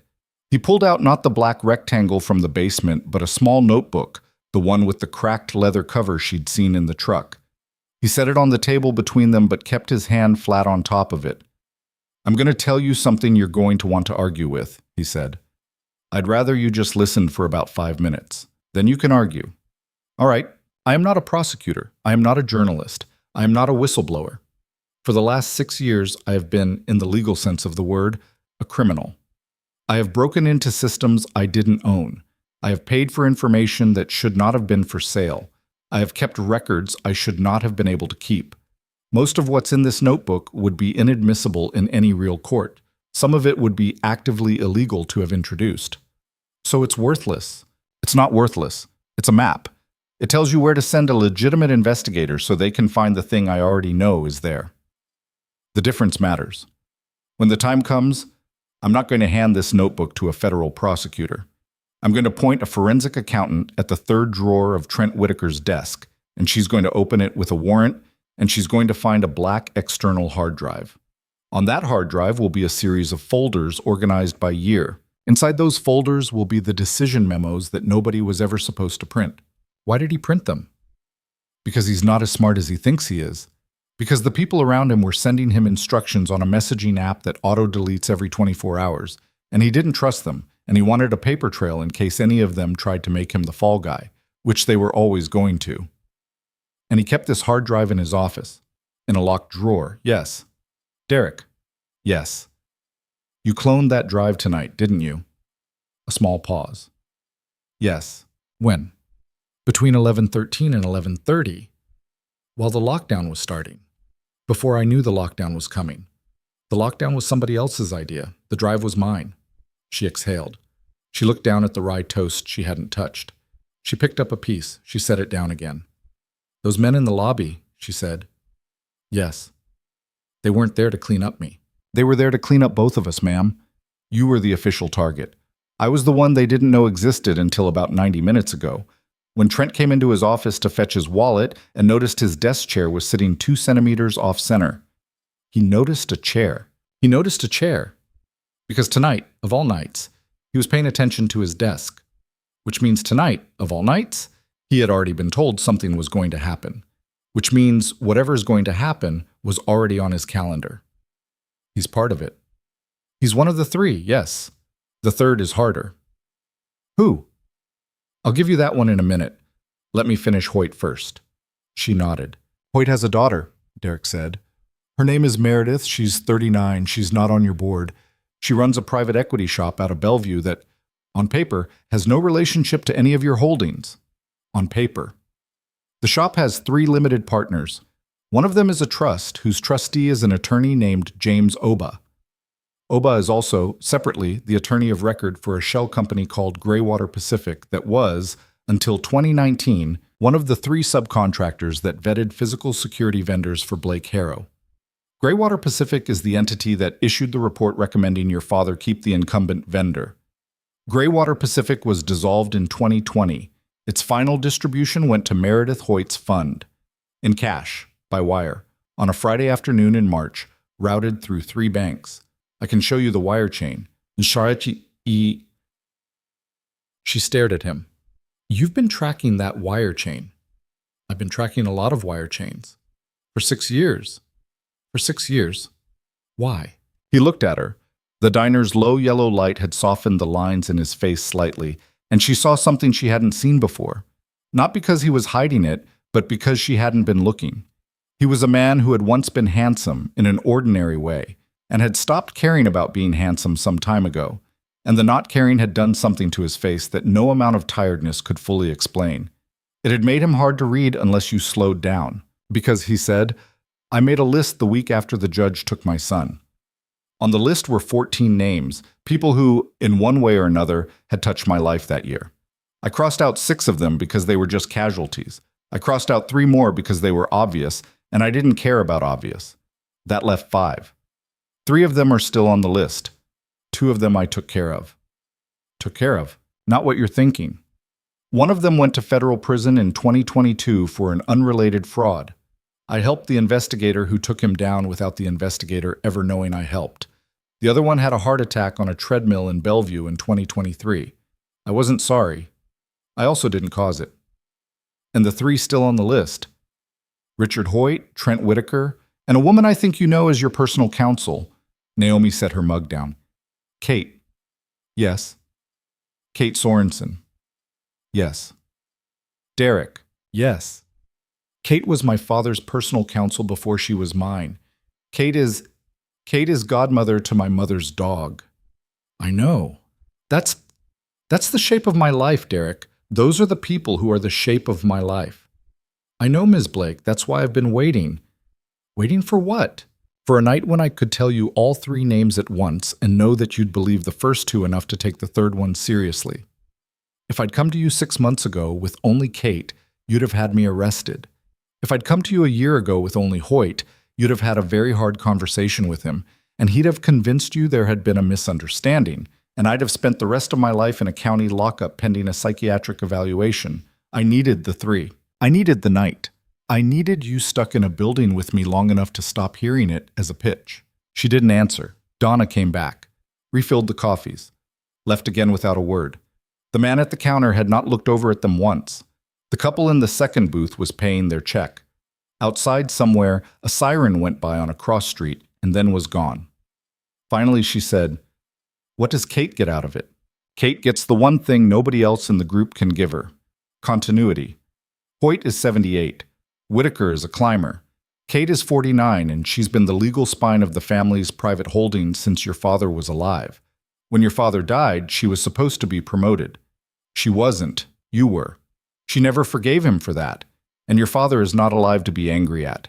So she's angry at the inheritance, which is you. She's been my lawyer for 6 years. She's been very good at it. Derek? Yes. Did she know? About my son? About the fact that I don't have a son? He tilted his head. She realized she had stumbled over her own tongue. About your son, ma'am? About Eli. Did she know? That's what I meant. Kate was consulting counsel on the settlement agreement between Blake Harrow and the contractors who subcontracted to Vance Lattice Systems in 2019. She would have seen my name. She would have seen the family court filing because I was forced to include it as evidence of standing when we tried to settle the breach claim out of court. She knew I had a son. She knew I lost him. And she still signed off. She drafted the paragraph that referenced my pattern of instability as a guardian as grounds for excluding testimony. She wrote that sentence. Yes. About you. About your son. Yes, ma'am. Naomi looked down at her hands. They were flat on the table. She was surprised to see they were steady. She'd expected them to shake. She'd expected a lot of things tonight that hadn't happened. Okay, she said, just that. Okay. Then, what do you want, Derek? He stopped. The question had clearly been the one he'd been waiting for all night, and now that it had arrived, he didn't answer it the way a man who had rehearsed would answer it. He set his hand flat on the notebook and looked at her and let the question sit for a moment on the table between them, like one more object. Ms. Blake, he said, I don't want your money. I don't want your company. I don't want your job. I don't want a payout. I don't want a public apology. If you offer me any of those things at the end of this, I'm going to say no. And I want you to know that now, so that when I say no, you don't think I'm negotiating for a higher offer. Then what? I want two things. Name them. The first is that when this is over, you don't bury the truth the way your father's death let them bury the last one. You let it come out. All of it. Even the parts that embarrass you, especially those parts. Because the thing that made me possible, the man sitting in this booth, the guy who spent 6 years in a basement, was a company culture where truth could be made to disappear if the right 3 people agreed it should. I want that culture gone. And the second, he looked at her. The second is that when I walk into the Kent Visitation Center on the 4th Saturday of next month, I want the supervisor to tell me the restriction on my guardianship has been lifted. Not by you. Not as a favor. I want it lifted by the only mechanism it can actually be lifted by, which is a corrected finding by a family court judge based on the vacated original basis, which requires a motion from a credible attorney of record, which requires either that I reopen my case, which I cannot afford, or that somebody with standing reopens it for me. You have standing. Kate Sorensen, at your direction, has standing. I want the motion filed. I want the hearing on the calendar. I want the record corrected. I want it done by the 4th Saturday of next month, because that Saturday is my son's birthday. And he is turning 13, and I have been 8 hours a month of his life for 6 years, and I would like, this one time, to be the whole day. Silence. She did not touch her coffee. She did not look away from him. Is that everything? That's everything. Derek. Yes. That's not a small ask. It's an enormous ask, I know. A motion like that, filed by Blake Harrow's counsel on behalf of a man my company was legally adversarial to for 2 years, that's going to raise questions. Yes, ma'am. That's why I said it has to come out, all of it. The questions are the price of the correction. The questions will cost me. The questions will cost me too. I'm not asking for them to be free. I'm asking for them to be mine as much as yours. I'll sit for any deposition. I'll give any statement. I'll publish my own side under my own name, without a ghostwriter, without a PR firm. I'll do the full ugly. You don't strike me as a man who wants his face in the paper. I don't want it, but I want my son more. She looked at him for a long time. Outside, the rain had slackened to a steadier, thinner sound. Inside, Donna was wiping down the counter with the same rag she'd used on the table an hour before. The TV had gone to a commercial for a local car dealership, the sound still off. Derek? Yes? I'll do it. He didn't move. He didn't nod. He didn't exhale dramatically. He just looked at her. And something in his shoulders, the set she'd noticed in the basement, the thing that had been load-bearing, shifted about a 1/4 inch. Thank you. Don't thank me yet. We're still a building's worth of people away from that motion. I know. Tell me how we get from here to there. He took a sip of his coffee, set the mug down, spread his hands slightly. The deal closes at 9 a.m., he said. The Emerson people walk in at 9, expecting the old valuation on page 19. If they get it, they sign. If they sign, there's $41 million in the deal that everyone in the room thinks goes into your operating reserve, but that actually routes through a credit facility administered by a bank whose compliance officer is a man named Peter Owosu. Peter Owosu was, until 2018, the deputy compliance officer at the same bank that cleared Greywater Pacific's final distribution to Meredith Hoyt. He owes Hoyt. He doesn't owe you. That credit facility is the mechanism. Once the money's in it, the ledger entries will be so clean that untangling them legally takes 3 years and costs $30 million. And if the deal doesn't close? If the deal doesn't close, the mechanism doesn't activate, and the three of them have to either reschedule or give up. They can't reschedule. Emerson's chairman is flying out at noon to Tokyo and won't be back in Seattle for 11 weeks, by which point the credit facility window has expired under the terms of the underlying agreement, which, incidentally, was ghostwritten by Kate Sorensen in 2022. And if I don't close the deal, you don't have to refuse it. You just have to delay it. 2 weeks is enough. How? Page 19. Correct the valuation. Correct the valuation. Walk in at 9. Smile at the Emerson people. Tell them that overnight you noticed the page 19 discrepancy, that your counsel recommends a brief pause to verify, that you're going to honor the relationship, but you have a fiduciary duty to your shareholders, and that you'll have a revised draft back to them by end of business Friday. They'll grumble. They'll agree. They'll fly to Tokyo. The window closes. The mechanism dies. And sometime around 11 a.m. Trent Whitaker is going to walk into his office, notice that chair, open his drawer, see that his hard drive looks the way he left it, but feels the way it shouldn't, and make a phone call. To Kate. Kate will call Hoyt. Hoyt will panic. Panicking rich men make mistakes. Mistakes leave evidence. The forensic accountant you hire Friday afternoon, I have a name, will be looking in the right 3 drawers by Monday morning. By Wednesday, you'll have enough. By Thursday, the 3 of them will be sitting down with their own separate lawyers, each trying to be the first one to cut a deal. And that's when the thing falls apart. Because it was never a conspiracy of friends. It was a conspiracy of convenience, and those don't survive contact with a prosecutor. She was watching him the way a person watches a chess player explain why the game ended 12 moves ago. You've run this in your head. Every night for 4 months, with variations. The variation where Emerson's chairman doesn't go to Tokyo. The variation where Hoyt has a stroke before Wednesday. The variation where you decide at 12:48 a.m. in a diner on 8th that you don't believe me and walk out of this booth and into your car. I have a plan for each. What's the plan for the last one? I live with it. She almost laughed. She didn't. Derek? Yes. Why tell me any of it? Why not just let me sign the deal tomorrow and then send the files to a journalist on Monday? It works either way, doesn't it? He looked at her a long moment. It works, he said. But if I do it that way, you become a victim in a story about men who betrayed you, and the story gets told about you for the rest of your career. You walk around for the next 30 years as the woman who was almost taken. People will be kind to you in the way they're kind to women who were almost taken, which is to say, condescending. Every deal you do, somebody in the room will be thinking about this one. I don't want to do that to you. Why not? Because it's not true. You weren't almost taken. You were being steered. That's a different thing. Being steered means you still have hands on the wheel. You just weren't looking at the road. If I tell you now you can look at the road, and tomorrow you walk into that boardroom at 9 a.m. not as a victim, but as the person who turned the car. You want me to do it myself. I want you to be the one who does it, yes. Why? Because my son is not the only child in this story who's going to have to live with what their parent did.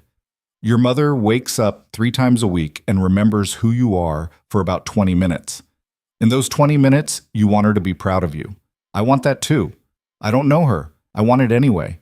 Naomi Blake did not cry.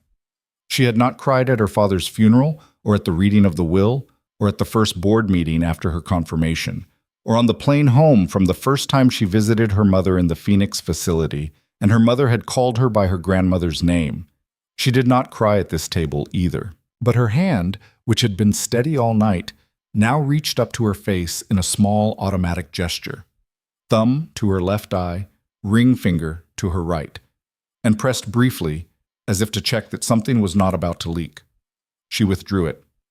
Okay, she said quietly. Okay. Okay. Tomorrow, page 19. Yes. And then Kate. Gently. You bring her into your office at 2 p.m.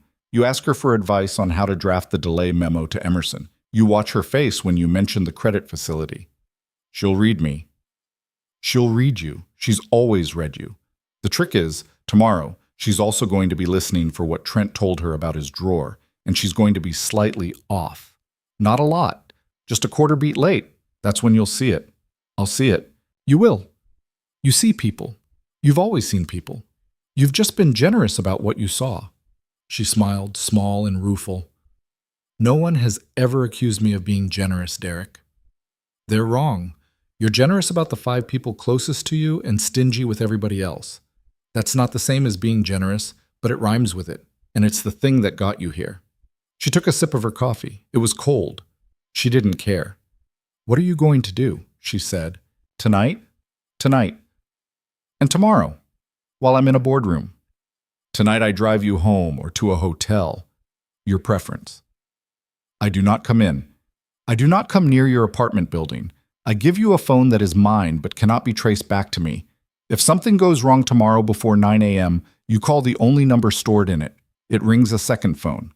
That phone is in a locker at a 24-hour gym in Georgetown. I check the locker every 2 hours. If you call, I come.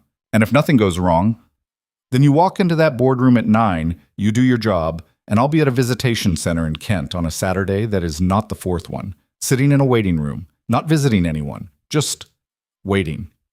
It's something I do sometimes. I sit in the waiting room and read. It's a way of being close to him without being seen. I've done it maybe 30 times. She looked at him. You sit in that waiting room on Saturdays that aren't yours. Yes. Does he know you're there? No. Does anybody know? Donna knows. She packs me a sandwich. That's part of why I'm not allowed to argue about the toast. Naomi Blake made a small sound. Not a laugh, not a sob, the uncategorized thing in between, and put her face briefly in her hands. Then she lifted her face, and her eyes were dry, and her voice was flat and calm and absolutely hers. Drive me to my apartment, she said. Park 2 blocks away. Don't come in. Give me the phone. I'll see you Friday. Yes, ma'am. And Derek? Yes? Eat the toast. He looked down at the plate. He picked up a piece. He ate it slowly, without making a thing of it, the way a man eats bread at a table with someone who has just told him she believes him. Donna, at the counter, saw him eat it, and her mouth did the same small thing it had done when they walked in, that almost smile that wasn't for them, exactly. She turned away and poured herself a fresh cup. She didn't look at them again. Outside, the rain kept falling. The truck waited. The city hummed on. And inside the last booth at Marcy's, Naomi Blake and Derek Vance finished a pot of coffee that neither of them really drank, and made, without raising their voices, without shaking hands, without touching at all, the kind of agreement that would rearrange the top 2 floors of a 62-story building before the week was out. When they stood to leave, Donna slid out from behind the counter with a brown paper bag and set it wordlessly on their table. For the road, she said. Donna. Derek. He looked at the bag. He looked at her. Thank you. Shut up and go. They went. The bell over the door made its flat brass sound. The truck started on the first crank this time. He drove her home by a route that took them past 3 of her own company's buildings and let her look up at each of them, one by one, the way a person looks at a house they are about to move out of. When he stopped 2 blocks from her building, he killed the lights but left the engine running. He reached into the glove box and took out a small, scratched phone, a cheap prepaid, the kind that costs $30 at a drugstore, and handed it to her. 1 number, he said. It's labeled Jim. Don't store anything else on it. Don't take it into your bedroom. Leave it by the door. Got it. If you call, I come. I know. She opened the door. The rain was only a drizzle now. She stepped out. She stood for a moment on the sidewalk in her wet heels, looking at him through the open door. He had not moved from behind the wheel. The photograph of his son on the visor was lit faintly by the dash. Derek. Yes. Whatever happens Friday, thank you for the last 4 hours. He looked at her. For a second, she could have sworn he was going to say something he had not practiced. Then his mouth closed, and what came out was what a man like him would always come out with, in a situation like this, at a moment like this, with a woman like her. Don't thank me yet, Ms. Blake. She closed the door. The truck pulled away.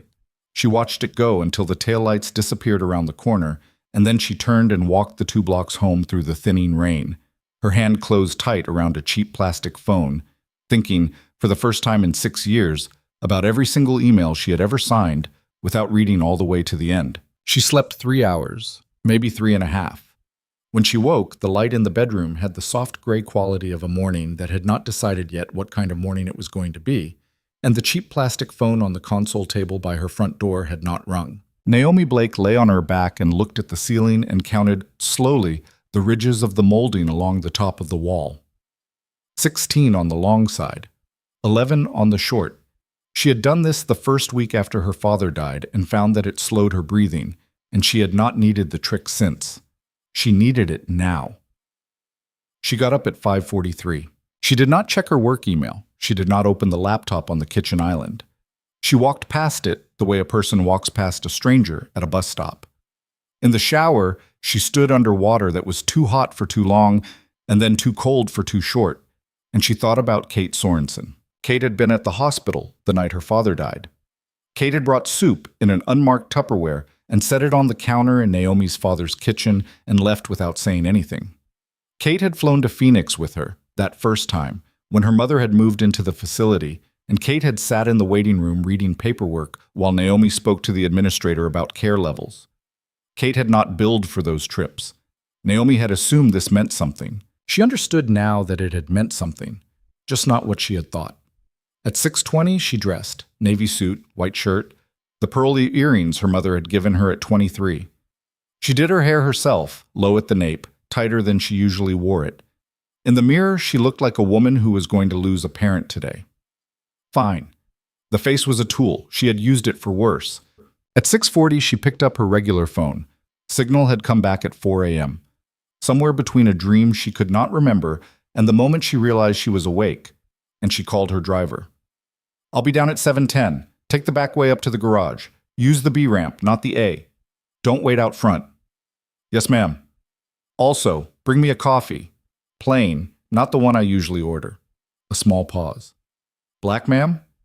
"Black, 2 sugars, small." It was what her father had drunk. It was the order Kate had heard Naomi say no to, amused on maybe 100 mornings in 100 hotel restaurants across 7 states over 6 years. She wanted Kate, when they sat down at 2 p.m., to see the cup on the desk. She wanted Kate to notice.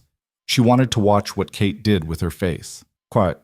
At 7:58, Naomi walked into the 49th floor reception area of Harrow Tower, holding a small paper cup of coffee she had not sipped. The rain had mostly stopped. The lobby downstairs had been glass and damp marble and the quiet of a building that had reset overnight. Somewhere, she knew, sublevel 2 still hummed its engineered hum, and a decommissioned security room still had 4 live CRT monitors and a smell of cold metal. She did not think about that room. She thought about page 19. Priya met her at the executive reception desk. "Miss Blake, are you—" "Good morning, Priya. I tried to call you last night. There was a lockdown event the fire marshal said you had. I came in at 6. I'm fine." "I'm fine, Priya. Walk with me." They walked. Naomi did not look at her.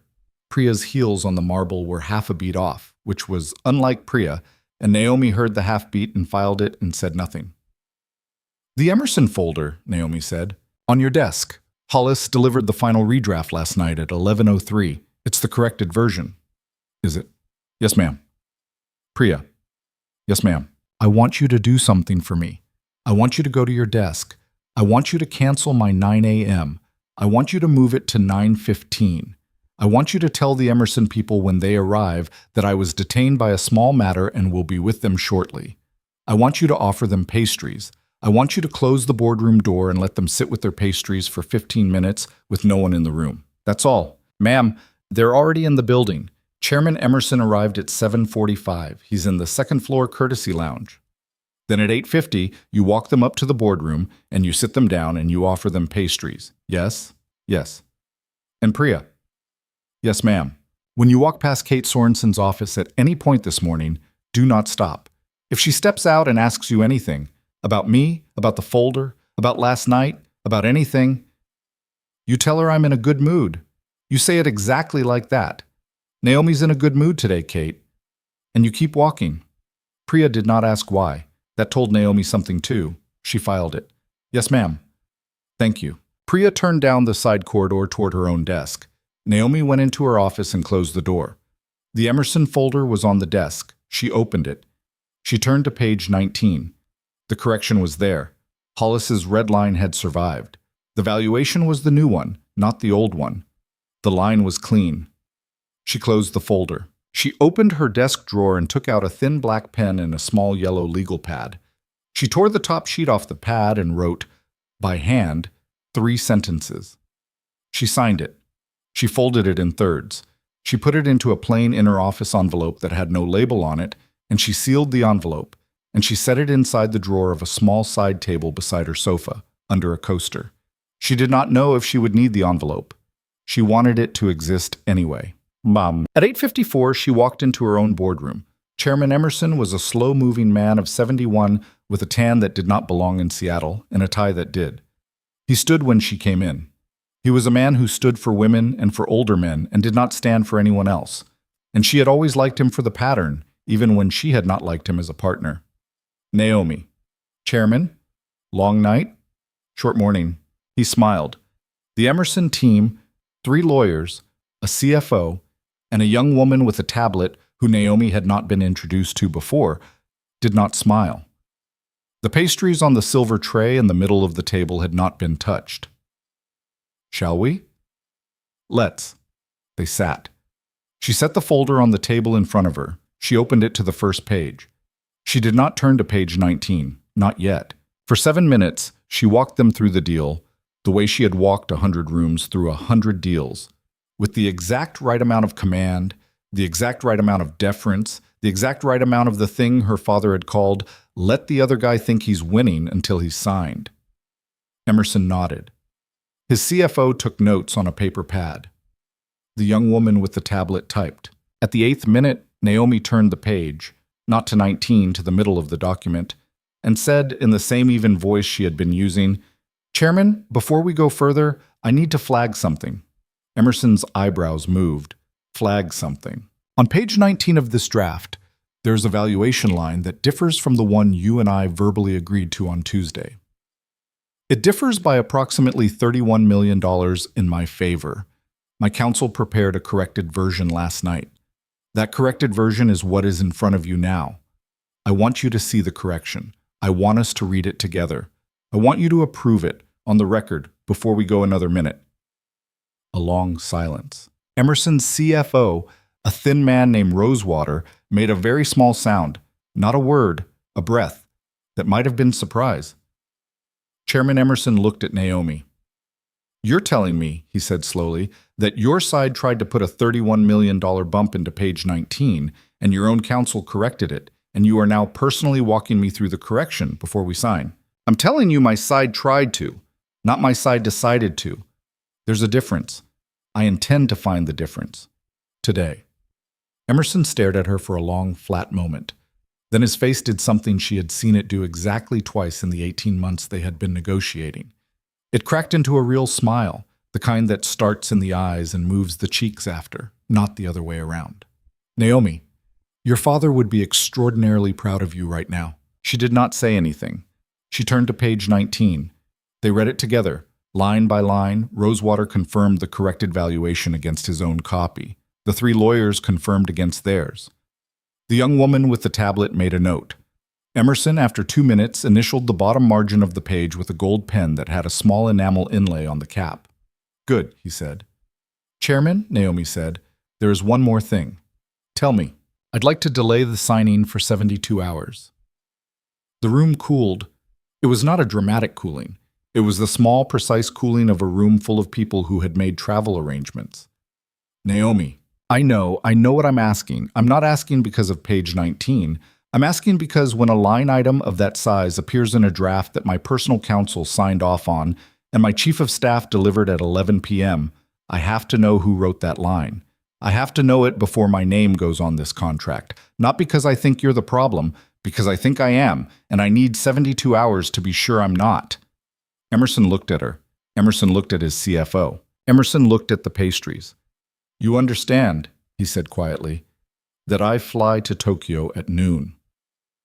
I understand. I will have a signed, corrected final on your desk in Tokyo by Friday at 5 p.m. Pacific. If it's not there, the deal dies, and I eat the termination fee personally, out of my own compensation, not out of this company's reserves. Rosewater made another small breath sound. This one was not surprise. This one was a man revising his opinion of someone he had known for 18 months. Emerson was quiet for a full 12 seconds. Naomi counted them. She was good at counting 12 seconds. All right, he said. 72 hours. Friday, 5 p.m. Signed, corrected, final. Your compensation on the line? My plane leaves at noon regardless. Thank you, Chairman. Naomi. Yes. You're going to be a very lonely woman by next Monday. I already am, Chairman, most weeks. He gave her the smallest nod a man of his generation knew how to give. They stood. They did not shake hands, because nothing had been agreed in a way that required hands. The Emerson team gathered their copies. The young woman with the tablet closed the tablet. Rosewater paused at the door and said, Ms. Blake, for the record, that was well done. And Naomi said, Tell me Friday, Mr. Rosewater. And he smiled and followed his chairman out. The door closed. Naomi stood in the empty boardroom for a minute and a half with her hands flat on the back of her chair. Her knees were fine, her breathing was fine. The part of her that had been waiting since the diner to discover whether she was the kind of person who could say the words, I think I am, and I need 72 hours to be sure I'm not out loud in front of 7 people. That part of her had just gotten its answer. She left the boardroom at 9:24 chat. At 9:29, her phone buzzed. A text. From Trent Whitaker. Heard the room went a little long. Everything okay? She did not answer it for 6 minutes. At 9:35, she typed, All fine, small housekeeping, we'll talk later. Trent's reply came in 30 seconds. Happy to come by. Not necessary. Thanks, Trent. Always happy to help, N. She put the phone face down on her desk. She opened her laptop for the first time that morning and pulled up the building's internal calendar for the 52nd floor. Trent's schedule. He had a 10 a.m. with procurement, an 11 with 2 of his VPs, a 12:30 with a vendor. His office would be empty, barring unknowns, from 9:38, which was right now, until approximately 10 o'clock. She did not need his office to be empty. She needed the floor to be. She opened the facilities management portal. She had administrator access but had not used it in 4 years, and pulled up the janitorial rotation. Derek Vance was listed for the 7 p.m. to 3 a.m. shift. Under his name was a small green dot indicating active employee, good standing. She stared at the dot for a long time. Then she closed the laptop. Tit. At 11:40, she walked down to the legal floor. Kate Sorensen's office was on the 46th in the southeast corner, with a view of Elliott Bay that had taken Kate 6 years and 2 promotions and 1 inheritance from her own aunt to afford. The office had 3 tall bookshelves.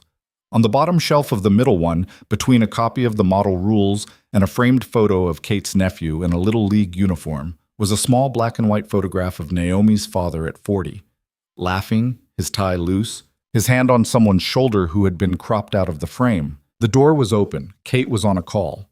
She looked up, saw Naomi in the doorway, and without missing a word on the call, held up one finger. 1 minute, and pointed to the chair opposite her desk. Naomi did not sit. Kate finished the call, put the phone down, stood up to come around the desk for her usual quick hug, which was part of the choreography of their Thursdays: coffee, hug, talk. And then she saw Naomi's face, and she did not come around the desk. Kate, you look like somebody died. Somebody is going to. A small silence. Kate had a very good face. It had always been a very good face. It had been, at different points in the last 6 years, sympathetic, stern, shrewd, maternal, legally precise, and occasionally, for about 9 seconds, funny. It had rarely been unreadable. It was unreadable now, for about 3 heartbeats, and then it was sympathetic. Naomi, sit down. Tell me what's going on. I'd like to stand. All right. Kate. Yes. I need you to tell me, without editing and without preparing a sentence while I'm talking, who wrote the original page 19 of the Emerson draft. Kate blinked once. Just once. Most people would not have seen it. Naomi had worked with Kate for 6 years. Naomi saw it. Naomi, honey, the original draft came through. The cycle on those goes. It's a team product, you know that. That wasn't an answer. I don't know off the top of my head. I'd have to pull the version history. Let me... Kate? Yes. Did you know there was a $31 million discrepancy on page 19? A pause. Kate's hands, which had been resting against the edge of her desk, moved. It was the smallest movement Naomi had ever cared about in her life. A quarter-inch lift, a settle. Naomi marked it the way Derek, in a basement somewhere, would have marked a wire going amber. There was a discrepancy? Kate said. Yes. In whose favor? Mine. Ours. Well, Naomi, that's not a problem then. That's a favorable drafting error. That's the kind of thing we correct on Thursday. We catch it on Friday. Emerson is flying to Tokyo at noon. Then we catch it on Monday. I corrected it at 9 a.m. Kate, in front of Emerson, in front of Rosewater, in front of Emerson's 3 lawyers. I walked them through the correction personally. I delayed the deal 72 hours on my own compensation and my own signature. Kate went absolutely still.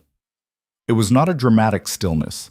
It was the stillness of a very smart person recalculating a map she had been sure of since yesterday. You delayed the deal. Yes. Why? Because I needed 72 hours. For what? To find out who wrote page 19, Kate. Kate looked at her. Her face was still sympathetic. Her hands were still on the edge of the desk. There was a muscle under her jaw that had been, for 6 years, a muscle Naomi had never had reason to notice. It was moving now, slightly, once a second, the way a muscle moves in a face that is working very hard not to move. Naomi, Kate said slowly, sit down, please. I'm going to ask you something, and I want you to hear me as your lawyer and your friend. Okay? Did someone come to you? A beat. What does that mean, Kate?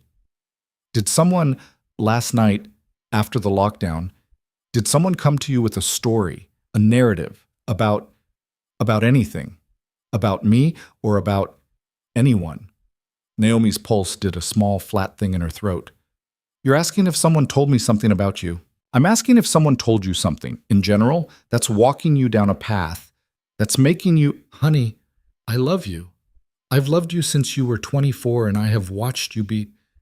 You are sometimes a little isolated. And when you're isolated, if the right person comes to you at the right moment with the right story...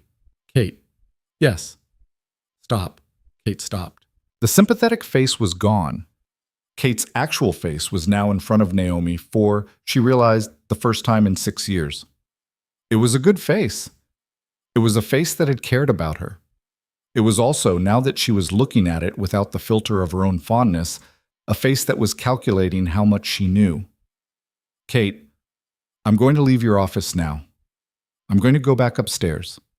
I'm going to ask you to do one thing for me today. Just one. All right. I want you to not call Richard Hoyt. Kate's hands came up off the desk. Naomi, I want you to not call Trent Whitaker. Naomi, I want you to sit in this office for the rest of the day, and I want you to think about my father.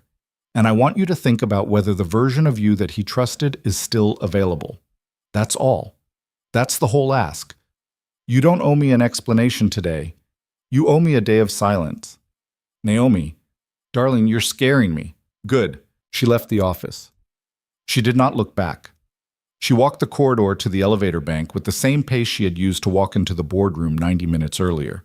She pressed the call button. She waited. The elevator came. She stepped in. In the elevator, alone, she allowed her back to touch the wall. She rode up to her own floor in a mirrored box that, until last night, she had always thought of as an elevator. Kate Sorensen called Richard Hoyt at 11:58. She did not call from her office phone. She did not call from her cell.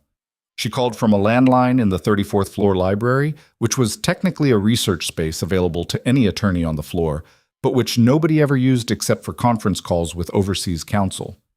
There was no camera in the library. The landline was on a bill paid by the firm, not Blake Harrow, as part of an old outsourcing arrangement Kate had herself set up in 2017.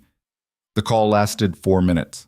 What Kate did not know was that 7 months earlier, a man named Derek Vance had paid a licensed telecom contractor $2,400 to add a single legal standard call detail record pull to a monthly compliance audit of that outsourced line. using a pretext that was not quite a lie and not quite the truth. Derek did not have the content of the call. He did not need the content. He had the fact of the call, the timestamp, the number dialed, the duration. At 12:02, Derek Vance, asleep on the floor of a studio apartment in Tacoma for the first 3 hours of rest he had allowed himself in 2 days, woke to the gentle vibration of an alarm on a phone that was not the phone he had given Naomi. He read the notification. He closed the phone. He lay on his back for maybe 40 seconds and looked at the ceiling of his apartment, which had a water stain in the corner shaped vaguely like Michigan. Then he got up. He made coffee. He drank it standing at the window. He called a number that rang in an office in Bellevue, 2 floors above a Thai restaurant, belonging to a woman named Teresa Oyalaran, who was a forensic accountant he had been paying in irregular installments for 17 months against a retainer that did not exist on paper. Teresa. Derek. We're on. When? Monday. 9 a.m. You walk into a meeting at Blake Harrow. Naomi Blake will have called you Friday afternoon. She will have told you she has a problem with her audit committee chair. She will have asked you to assist internal counsel with a privileged review. Will internal counsel be cooperative? Internal counsel is the problem. Teresa laughed once, softly. Derek. Yes. You finally got her to ask. I got her to ask. Congratulations. Don't congratulate me yet, Teresa. He hung up. He sat down on the edge of the unmade bed. He looked at the photograph on his nightstand.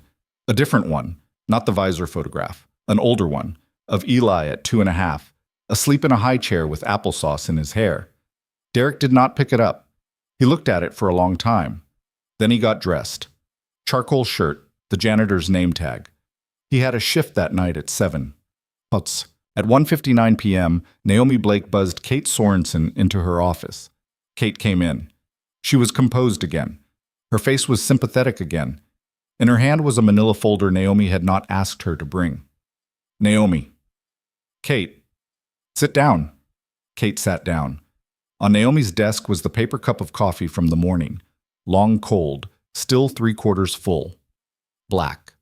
2 sugars, small. Kate looked at the cup. Naomi watched her look at it. Kate's face did not change. That was the answer. That was the whole answer. Kate had noticed the cup and had decided in the half-second available to her to give nothing away.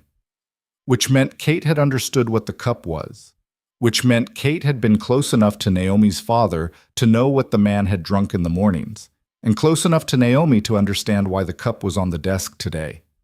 Which meant Kate, for the last 6 years, months, had been steering Naomi away from her father's coffee, the way a careful nurse might steer a patient away from a memory that could complicate the treatment. Kate set her folder on the desk.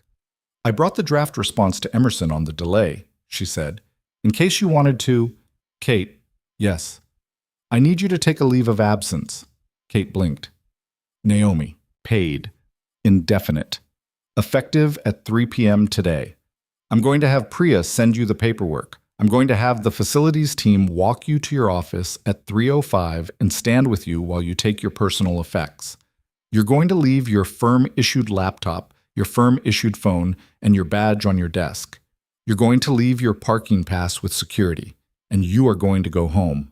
Naomi, I am your personal counsel. You cannot. There is a process. There is a conflict of interest screen. Kate, I am the CEO. I can. There is, and I'll handle it. On what grounds? On the grounds that I no longer trust you. A long, terrible silence. Kate did not cry. Kate did not argue.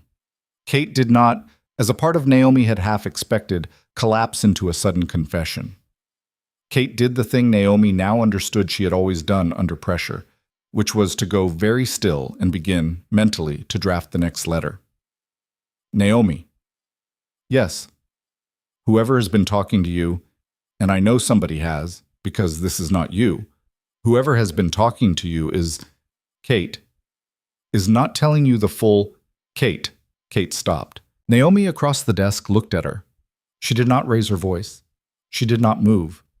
She did something instead that she had not done in any room for 6 years, which was to let herself be visibly, plainly sad. Kate, she said quietly. I don't want to hurt you today. I might have to hurt you on Monday. I don't know yet. Between now and Monday, the best thing you can do for yourself is to call your own lawyer. Not a friend, not someone from the firm, somebody who doesn't know either of us. I'd recommend Eleanor Fontaine in Bellevue. I'll email you her number. If you do what I'm telling you, and you sit in your house and talk to Eleanor and no one else, there is a world in which this ends with a reference letter and a consulting arrangement. There is another world in which it doesn't. Which world we end up in is not, primarily, up to me. Kate sat very still. You're going to regret this, she said. The words were small. They did not sound like a threat. They sounded like a woman who was tired and did not yet know she was saying a thing she would want back. I already regret it, Naomi said. That doesn't change whether I do it.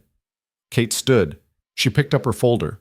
She looked for one more second at the cup of cold coffee on the desk. She looked for one more second at Naomi. She walked out. At 3:05, security escorted her to her office. At 3:21, she left the building with a small archival box of personal items and her coat over her arm. Two of the paralegals on her floor, who had worked under her for 4 years, watched her go and did not say goodbye, because neither of them had been told what was happening, and neither of them, in the moment, knew what to do with their faces. At 3:44, Richard Hoyt called Naomi directly. She answered. Naomi, my dear, I've been hearing some things.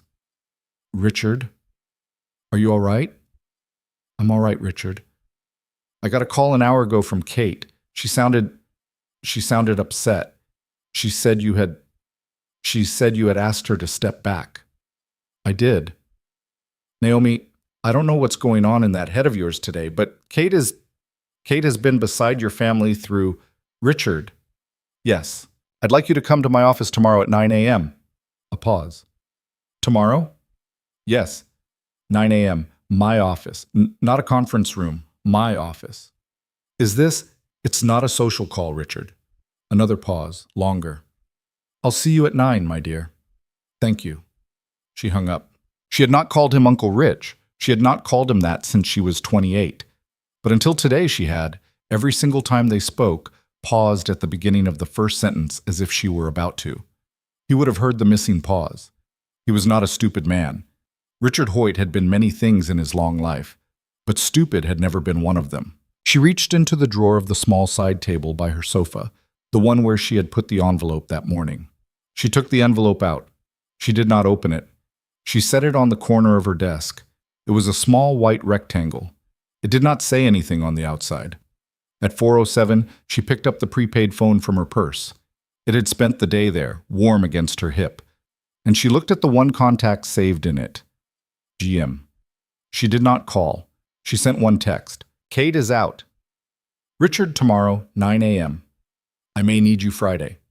The reply came at 4:11. Copy. Friday is fine. Don't be alone tonight. She read the line twice. She did not know, for a second, what to do with it. She put the phone away. She asked Priya to bring her soup from the place across the street, and she ate it at her desk. And at 6:45, she took a car home, and she locked her door, and she sat on her couch in her suit with her shoes still on, and looked out at the rain on the city, and she realized at about 7:30 that she was shaking slightly, and that the shaking had probably been happening since the moment Kate had failed to react to the coffee cup. She let herself cry then. Not a lot. 4 minutes, maybe. Not about Kate. About her father. About how tired he must have been, the last year of his life, to have missed what he missed. At 8:10, the prepaid phone on the console table buzzed once. She picked it up. Soup. She frowned. Then a second text. Your door. Don't open. Check camera. It's Donna's kid. She went to her hallway monitor and looked. A young man in a delivery jacket, maybe 19, was setting a paper bag on the mat in front of her door. He knocked once, very softly, and stepped back. Ms. Blake? It's on the mat, ma'am. He left. She opened the door. The bag smelled of chicken broth and rice and something with lemon. There was a yellow post-it on the top, in a woman's blocky handwriting. Eat. Naomi Blake, for the second time that day, laughed, very quietly, and this time it was not a laugh that threatened to turn into anything else. It was just a laugh. She ate the soup standing at her kitchen island with the containers on a dish towel and the lights low. She ate all of it. She went to bed at 10. She slept 5.5 hours. At 8:57 the next morning, Richard Hoyt walked into her office in a navy blazer and gray slacks, with a cane he had not been using 4 months ago, and the particular careful dignity of a man who had been given a difficult errand to run and intended to run it well. He did not come around the desk for a hug. He sat. Naomi. Richard. She sat. She did not offer him coffee. That was a choice.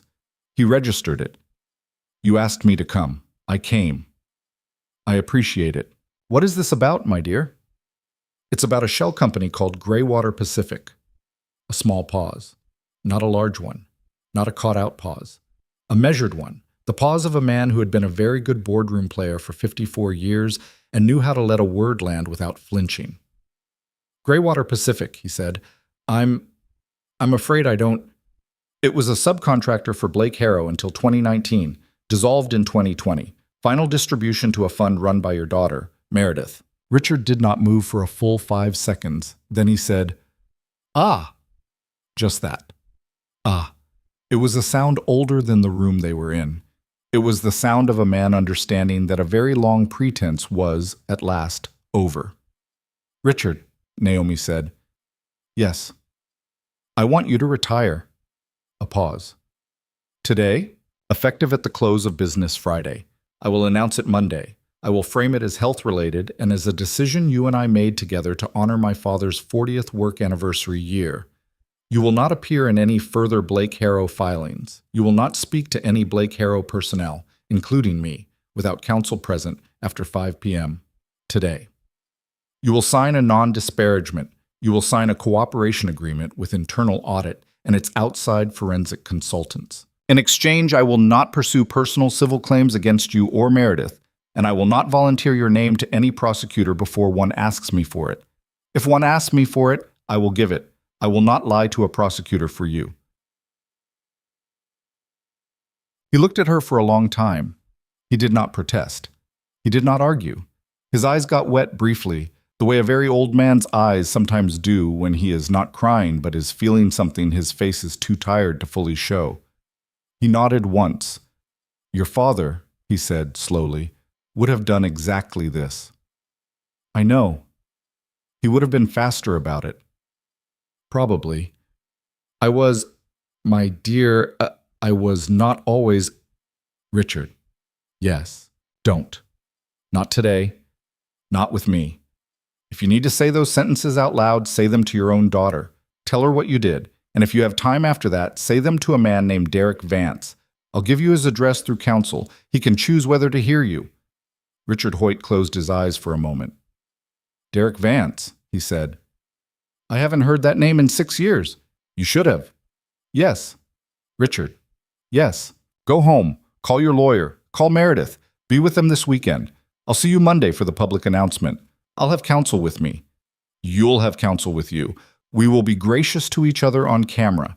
This is the last private conversation we'll ever have. He stood, slowly. The cane did more work this time than it had on the way in. At the door he stopped. He did not turn back. Your father was very proud of you, Naomi. I know, Richard. I was proud of you too. She did not answer that one. He left. At 10:19, Priya came in with a cup of coffee Naomi had not asked for. Black. 2 sugars. Small. Priya set it down without saying anything and walked back out, and the small, unspoken thing that passed between them in the half-second their eyes met was that Priya had understood, sometime over the last 18 hours, far more than Naomi had told her and far less than she wanted to ask. At 11:30, Trent Whitaker called. Naomi, hey, I heard about Kate. Is there anything I can... Trent. Yeah? Come up to my office, now. Sure. 10 minutes? Now. Okay. He was there in 7. He came in with the easy confidence of a man who was, if not innocent, at least unsure yet whether he had been caught. He sat. He said something about the weather. He said something about a Mariners game he had been at with his son. He was setting the tempo of the conversation, the way he had set the tempo of 1,000 conversations in this building, and Naomi let him set it, Because in about 60 seconds she was going to take the tempo away from him, and she wanted him to enjoy having it while he had it. Trent. Yeah. Last night at approximately 11:15, an internal security camera, one I did not know existed, recorded a man entering my office using a cloned credential. That man photographed contents of 3 of my desk drawers and then left. Earlier that same evening, the drawer on the left side of your own desk, third from the top, was unlocked without your knowledge, and the external hard drive inside it was imaged. Trent Whitaker's face did 3 things in sequence, none of which he meant to do, all of which Naomi watched happen. First it went blank, then it went pale, then, briefly, the left corner of his mouth twitched. Naomi. What are you... Trent? Yes. I'm going to tell you exactly one thing, and then you're going to leave this office. I have an image of that hard drive. I have a forensic accountant already retained. I have a timeline of the last 4 years of your decision memos. I have the corresponding wire chains. I have, as of 5 o'clock this morning, the phone records of 4 of the people you spoke to on the night of October 16th, 2019, which, as you'll recall, was the night my father's office sent a contract renegotiation memo to a vendor named Vance Lattice Systems. I have, not yet, but by Monday, everything I need to walk into a federal office and ask for a conversation. Your options, at this precise moment, are 2. He did not speak. The first option, she said, is that you go back to your desk, you call Richard Hoyt, and the 2 of you commiserate, and on Monday morning I walk into that federal office, and your name is the first one I give. The second option is that you call your own lawyer, not Kate's, not Hoyt's, and you retain him in the next hour, and he calls my counsel by 5 p.m. today, and you come in Monday morning with him and you talk to my forensic accountant before I talk to anyone else. You'll still face consequences. They will not be as bad. His mouth had gone dry. She could see it in the way he swallowed. Naomi. My God. Naomi. You were at my wedding. My daughter calls you Trent. He stopped. I know what your daughter calls me. That's part of why we're having this conversation in private and not in the lobby. Option 1 or option 2. You have until 5. He stood up. He stood up the way a man stands up when his knees have stopped being entirely his own. At the door, he turned. Derek Vance, he said slowly. The architect. Yes. He's back. He never left, Trent. What does that mean? It means he's been in the building for 73 nights. It means for 73 nights you've walked past him and not seen him. It means your sense of who matters in a room has been broken for longer than you knew. Go call your lawyer. He left. At 2 o'clock Friday afternoon, a black and white photograph of Naomi Blake's father at 40, laughing with his tie loose, sat on the middle shelf of an empty office on the 46th floor, watching an empty chair where Kate Sorensen was no longer sitting. Somewhere in Bellevue, in a conference room 2 floors above a Thai restaurant, a woman named Teresa Oyalaran was already drawing up the preliminary scope of a privileged review. Somewhere in Tacoma, in a studio apartment with a water stain shaped like Michigan, Derek Vance was folding a charcoal shirt into a duffel bag next to a small photograph in a cracked frame. Somewhere in a walk-in closet in the Hoyt residence, Meredith Hoyt was sitting on the floor in her stockings, crying into her father's old golf jacket, as he tried, for the first time in 41 years, to say a sentence to her he did not have a script for. And at 4:46, on the top floor of Harrow Tower, Naomi Blake signed the corrected Emerson contract with a gold pen her father had given her at 26, and sent it by secure courier to a hotel in Tokyo, where Chairman Emerson, in his room, read the final page, initialed it, and did not smile, because he was a man who rarely smiled alone, but who put the document down and said, very quietly, to an empty room, "Well done, Naomi." Outside her office, the rain, for the first time in 10 days, had stopped. Monday morning, the announcement went out at 7:15. By 7:30, the financial press had it. By 8, the trade papers. By 9, 3 separate cable networks had Naomi Blake's face on screen in a lower third caption that used the words restructuring and internal review in the careful way those words get used when a newsroom is not yet sure how much more the story will give up. By 10, 2 cars from the regional office of a federal agency that did not announce itself by name had parked on the street behind Harrow Tower, and a woman in a gray suit had walked in the front door and asked, politely, for Naomi Blake's general counsel, not Kate Sorensen, a replacement, hired over the weekend from a firm Naomi had chosen because nobody in her life had ever recommended them. Naomi did not take press calls. She did not issue a personal statement. She let the corporate statement stand. 3 names in it. No adjectives. A sentence at the end that said the company welcomed the review, intended to cooperate fully, and would be making no further comment. At 10:20, she walked Teresa Oyalaran into the boardroom on the 46th floor and closed the door behind them. Teresa was small, unremarkable, in the way the most dangerous professionals sometimes are, with reading glasses pushed up into gray-streaked hair and a laptop bag that had been used badly for 15 years. She set out her tools on the long glass table without looking up. Miss Blake. Naomi. Naomi, I'm going to need everything. You'll have everything, including things you'd rather I didn't have. Especially those. Teresa looked up. Her eyes, behind the pushed-up glasses, were gray-blue and patient in a way that suggested she had been told lies by a great many men in her career and had stopped being offended by the general fact of lying. Good, she said. Then we'll get along. They got along. By the end of that first day, Teresa had mapped the Greywater Pacific wire chain onto a whiteboard that had, an hour earlier, held doodles from a brainstorm about employee wellness. By the end of Tuesday, she had found 2 additional entities Derek's notebook had missed, a small consultancy in Vancouver and a property management company in Kirkland, both of which, on paper, had done legitimate work for Blake Harrow in 2020 and 2021, and both of which, under the layer, turned out to share a signatory with Greywater. By Wednesday afternoon, she had a timeline Richard Hoyt's lawyer could not dispute. By Thursday morning, she had a set of email chains Trent Whitaker's lawyer had, against his client's advice, already conceded the authenticity of. By Friday, she had a chair and a folder and a pen, and she walked into a meeting with 3 people from the federal agency, and the meeting lasted 11 hours. Naomi was not in that meeting. She sat in her own office with a cup of coffee she kept drinking cold and a book she did not read, and she waited. Her phone did not buzz once. At 6:12 p.m., Teresa came into the office, set her laptop bag on the floor, and sat down heavily in the chair across the desk. They'll take it, she said. All of it? Hoyt, yes. Whitaker, yes. Sorensen. They want to think about. She didn't move any money. She drafted.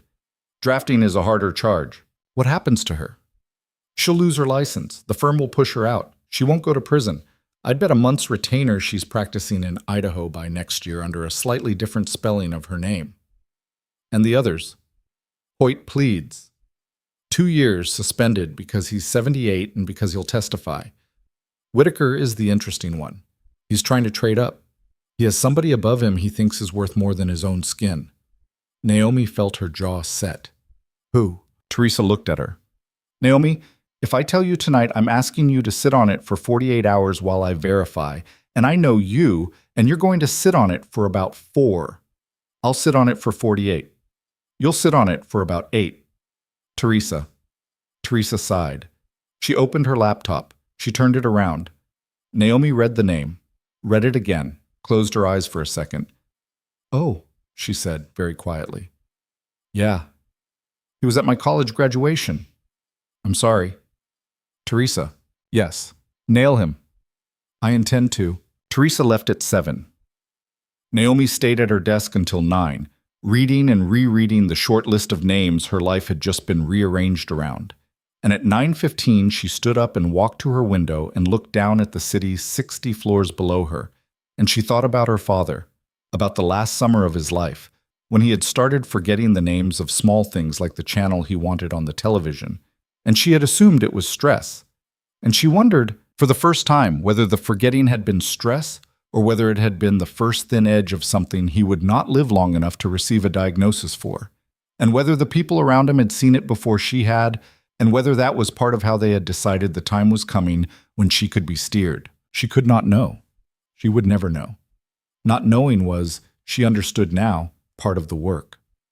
On the 4th Saturday of the following month, a woman in a dark coat walked into the lobby of the King County Family Justice Center at 8:53 a.m. and sat down on a wooden bench near the west window. She did not speak to the receptionist. She did not check in. She opened a book she had brought with her, a paperback novel about a woman who moved to a farm in Oregon, chosen because it had no mention of lawyers or corporations on the back cover, and she read without turning pages. At 9:01, a man in a charcoal shirt and clean jeans came in through the glass door. He had shaved. His hair was damp from a shower. Under one arm, he carried a small gift, wrapped in blue paper that had, at some point in its life, been folded wrong and rewrapped. He stopped 3 steps in when he saw her. He stood there for a moment. He walked over to the bench. He did not sit. He stood at her shoulder, looking down at the paperback, and he said softly, "Miss Blake." "Derek, you're not supposed to be here." "I know. This isn't the place for—" "I'm not here for you, Derek." A pause. "Then, I'm here," she said, because the motion was granted yesterday afternoon. The restriction was vacated on the Thursday filing. The supervisor in the office down that hall is holding a copy of the amended order. She's been holding it since 4 p.m. Friday. She couldn't call you because it's not her job to call fathers with news. It was mine. I didn't call. I wanted to tell you in a place where it would be true before I said it. He did not move for a moment. Then, very slowly, he sat down on the bench beside her. He set the wrapped gift on his knees. He put both hands flat on top of it, as if to keep it from floating off.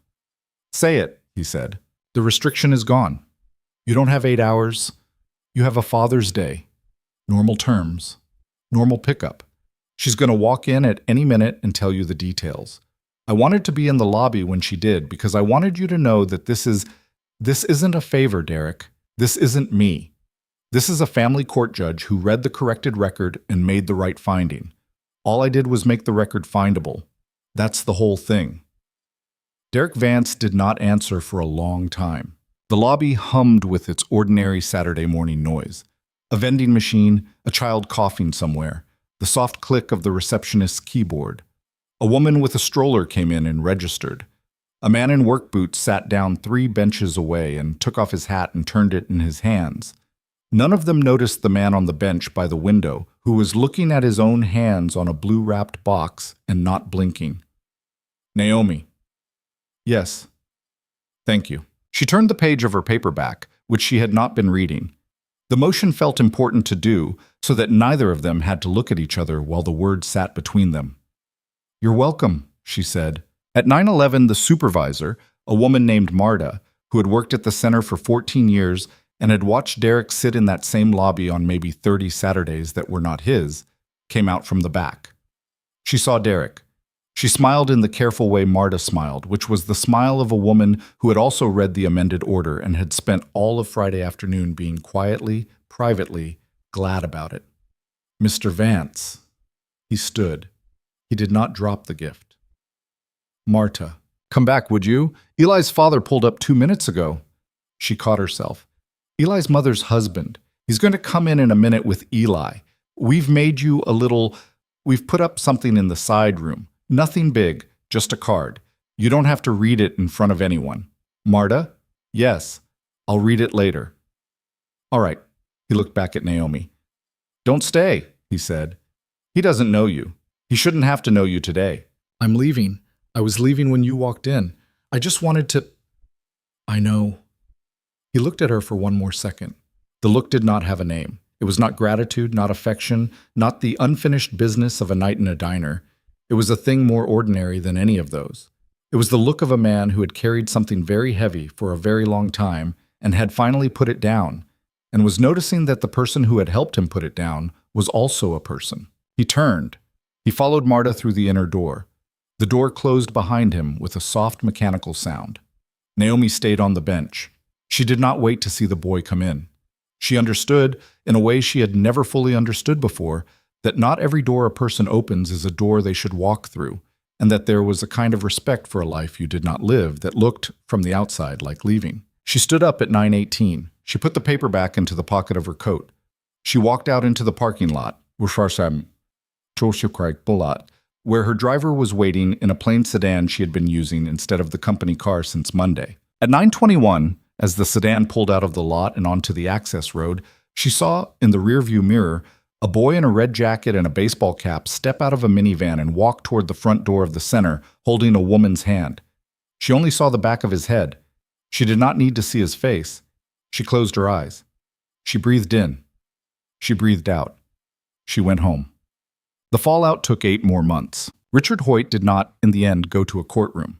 On a Tuesday in June, his doctor discovered a shadow on a lung scan that turned out not to be serious, but was serious enough that the government's lawyers, with a rare moment of grace, agreed to accept his written cooperation and a public resignation from the board in lieu of a contested hearing.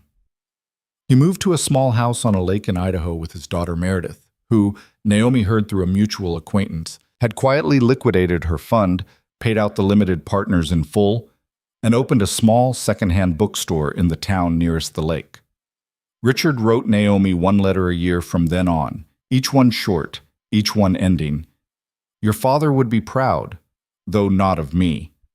Naomi answered the first 2 and eventually stopped answering. She did not throw the letters away. She put them in a drawer. Trent Whitaker took his deal. He gave up his superior, a man named Hal Vance Ortiz, who had been at Naomi's college graduation, no relation to Derek, a coincidence in a small world of long last names, and Hal, in turn, gave up 2 more people. The chain kept going.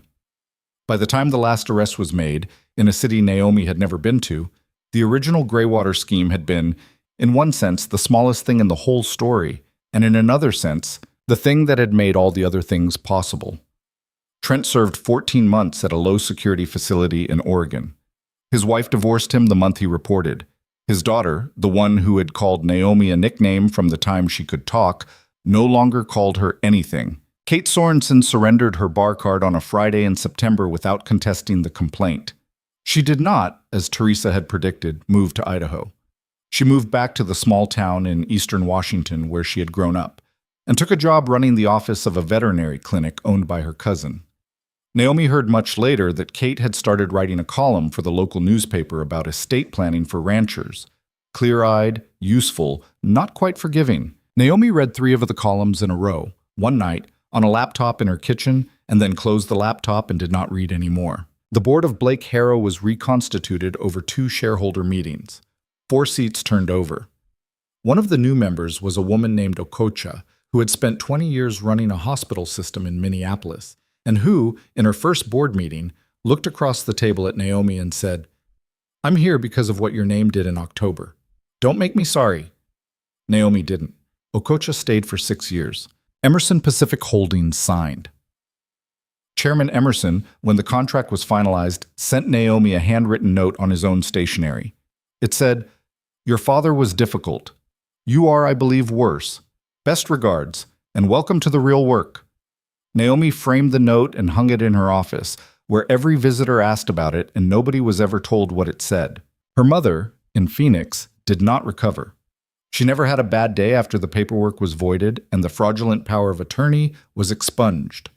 Her life, which had long since stopped being about documents, continued at the pace of a woman who could no longer remember the name of her husband, but still sometimes hummed a song he had sung to her in a kitchen in 1981.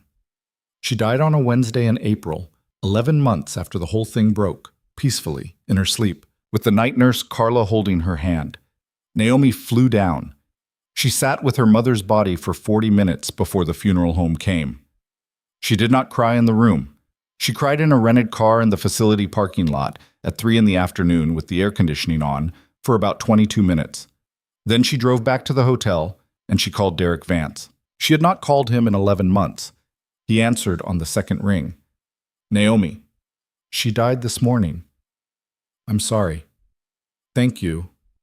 Where are you? A rental car. You driving? Parked. Good. Stay parked. Derek. Yeah. I don't know why I called you. That's fine. I have 12 people I could call. I have a therapist. I have a pastor kind of person. I don't know what he technically is. I have Priya. I couldn't think of any of them. You thought of me because I was there the night your life stopped being the one you thought it was. And she was in that life. That's a reasonable association. Don't overthink it." She almost laughed. She didn't. "How's Eli?" "Taller. Angry about a video game, wants a dog. Are you getting him a dog? I'm getting him a dog. What kind? Whatever kind he picks that I can afford. That's not a very precise answer. It's the most precise answer I can give you about dogs, Ms. Blake. She did laugh then, small and wet, and she put her forehead against the steering wheel of the rental car, and the afternoon sun through the windshield was very bright and very kind and very far away from Seattle. Derek. Yeah.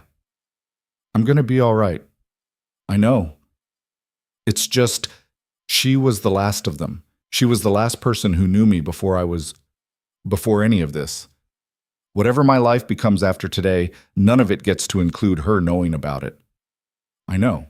You knew your wife that way. I knew her that way for 7 years. Are you still angry at her? A pause. Sometimes. Less than I used to be. She was wrong about me. She was also being shown things that were built to make her wrong. I've spent some time these last months with the idea that she did the best she could with what she was handed, and that what she was handed was not fair to her either. I don't know if I forgive her. I don't know if forgive is the right word. I stopped being the person she was wrong about. So the wrongness is about a different man now. It doesn't fit me anymore. That helps. That's a strange kind of mercy. Yeah, well, mercy wasn't the word I was reaching for. What was? Endurance. Mercy is what you give. Endurance is what you live with until what you gave gets to settle in. She was quiet for a moment. Derek. Yeah. I'm going to be all right. I wanted someone to hear me say it. I heard you. Thank you. Naomi. Yes. Drive safe. Call your mother's favorite person tonight. Not tomorrow. Tonight. Before the news of her spreads and the person starts hearing it from strangers. That was my one regret about my mom. I let 3 people find out from the news instead of from me. Who was your mom's favorite person? A woman in Oregon she'd known since 4th grade. I didn't know her. My mother had a whole life I was too busy to know about. That's most of us. Yeah. She sat up. She wiped at her face with the back of her hand. The sun through the windshield moved across the dashboard as a car went by in front of her. Okay, she said. Okay, thank you. Call if you need anything. I probably won't call again. I know. That's not personal. I know, Naomi. Goodbye, Derek. Goodbye. She ended the call. She did not cry again in the car. She drove back to the hotel. She called her mother's best friend from elementary school, whose name she had only learned by reading the Christmas card list inside her mother's old address book. The woman wept quietly on the phone for a long time, and then at the end said, she was a small girl with a very loud laugh, and the laugh never left her, and Naomi held the phone to her ear and let the sentence sit in her chest like a gift she had not known she was owed. Derek, for his part, did not go back. 3 different firms reached out in the months after the story broke. 2 of them offered him titles: Chief Security Architect, Head of Infrastructure Risk, with compensation packages in the high 7 figures, and in one case a private office with a window that had, according to the recruiter, a view of Mount Rainier on clear days.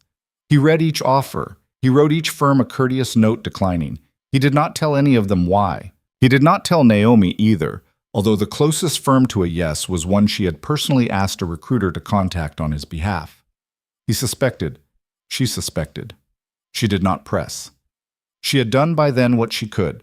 Anything more would have been charity, and both of them knew that charity at his end of the table was a kind of debt he had spent 6 years crawling out from under and was not going to step back into. He took a job instead at a community college, teaching a night course in introductory systems security twice a week for 22 students, most of whom were older than he had been when he'd started Advanced Lattice Systems. The pay was a fraction of what he had made.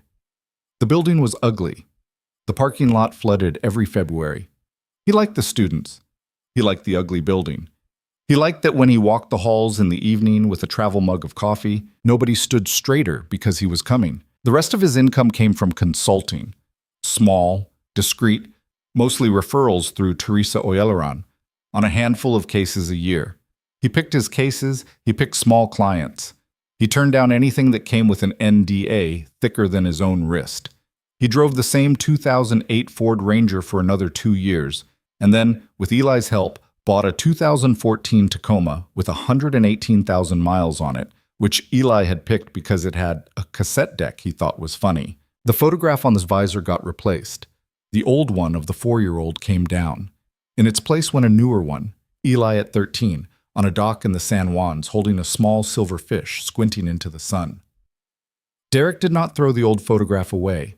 He put it in a shoebox in the back of his closet, along with the cracked leather notebook, the cheap prepaid phone, and a yellow post-it note in a woman's blocky handwriting that said, "Eat." D, which Donna had put on a bag of soup one night and which, somehow, without his meaning for it to, had stayed with him for a long time. Donna retired 2 years later. He was at the party. He gave the speech. He told a story about a sandwich in a stairwell that made everyone laugh, including Donna, who hit him on the shoulder afterward and told him that he had always talked too little about the wrong things and too much about the right ones. He kissed her on the top of her head and did not disagree. Eli, for the record, did not become a systems architect, a lawyer, a CEO, or any of the things a boy with that kind of father might have been expected to become. He became a high school wrestling coach in a small town in eastern Washington, with a wife who taught 4th grade and a dog named Pancake, and eventually 2 daughters of his own. Derek, on the weekends, drove 3 hours each way to sit in metal folding chairs in gymnasiums that smelled of floor polish and teenage sweat, and watched his son teach other people's sons how to lose a match with dignity and win one without gloating. Nobody in those gymnasiums ever asked Derek what he had done for a living. He liked that. The full story, the one with Hoyt and Whitaker and Kate, with Graywater and the credit facility and the boardroom on the 58th floor and the night the building locked itself down, did not, in the end, become the kind of famous that people still talked about 10 years later. It was replaced in the newspapers by other scandals, other corporate stories, other reckonings. The Wikipedia page that had briefly existed about Vance Lattice Systems was edited down to 3 paragraphs and a list of citations. A business school in Ohio used a sanitized version of the case for a single-semester class on governance, and the students who took the class usually got the names wrong when asked to reconstruct it on the exam. That was fine. Neither Naomi nor Derek had ever wanted it to be famous. Famous was what the original cover-up had tried to prevent. The opposite of famous was not hidden. The opposite of famous was normal.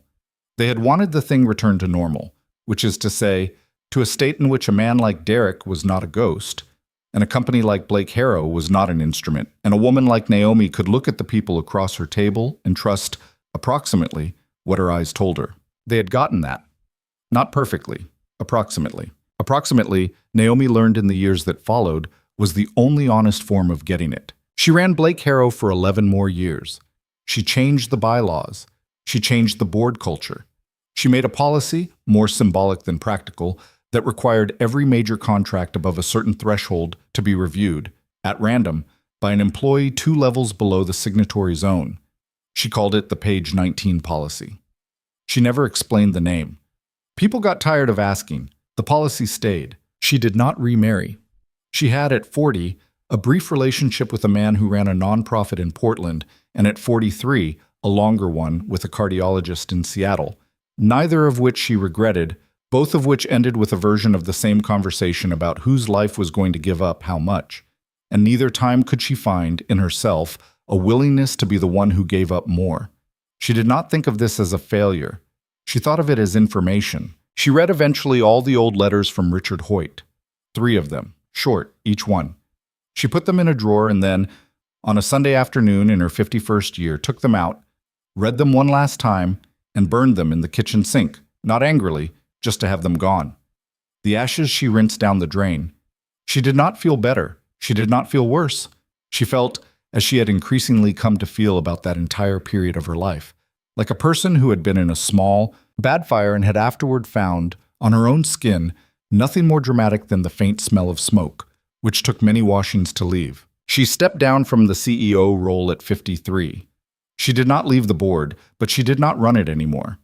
She bought a small house on Whidbey Island with a view of the water, and a kitchen with a window above the sink, and a garden she was incompetent at. She kept a coffee mug on the shelf above the stove that said, in faded, chipped letters, Marcy's. Donna had given it to her at Donna's own retirement party, the only time the two of them ever met, and had said, "He says you like the rye."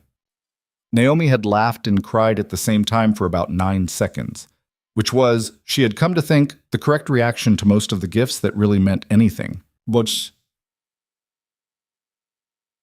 the last time Naomi Blake and Derek Vance saw each other in person was on a Saturday in October, 14 years after the night of the lockdown, at a coffee shop on Whidbey Island that neither of them had planned on. He was passing through. She was in line ahead of him. He did not recognize her at first from behind because her hair had gone gray at the temples and she was wearing a fisherman's sweater and jeans, and because the set of a woman's shoulders at 57 looked different from the set of a woman's shoulders at 30. She turned with her coffee and saw him, and did not, for a full second, react, because the man in the dark jacket holding a cup and a paper bag was a man she had not seen in a long time, and whom she had not expected today to see at all. "Derek, Naomi, you're here. My son lives near Mount Vernon. I came up the wrong way on purpose. I like the ferry. You're a tourist on your own route. I'm a man with time." She smiled. He smiled. They sat by silent agreement at a table by the window. The coffee shop had 3 other customers and a dog asleep by the door. Outside, a gray sky sat on a gray water, and a small ferry was approaching the small dock in the small, inevitable way small ferries approach small docks. "How is Eli?" 30, married, 2 girls, 7 and 4. 7 and 4. The 7-year-old wants to be a veterinarian. The 4-year-old wants to be a shark. Reasonable goals. I'm trying to talk the 4-year-old down to marine biologist. Don't.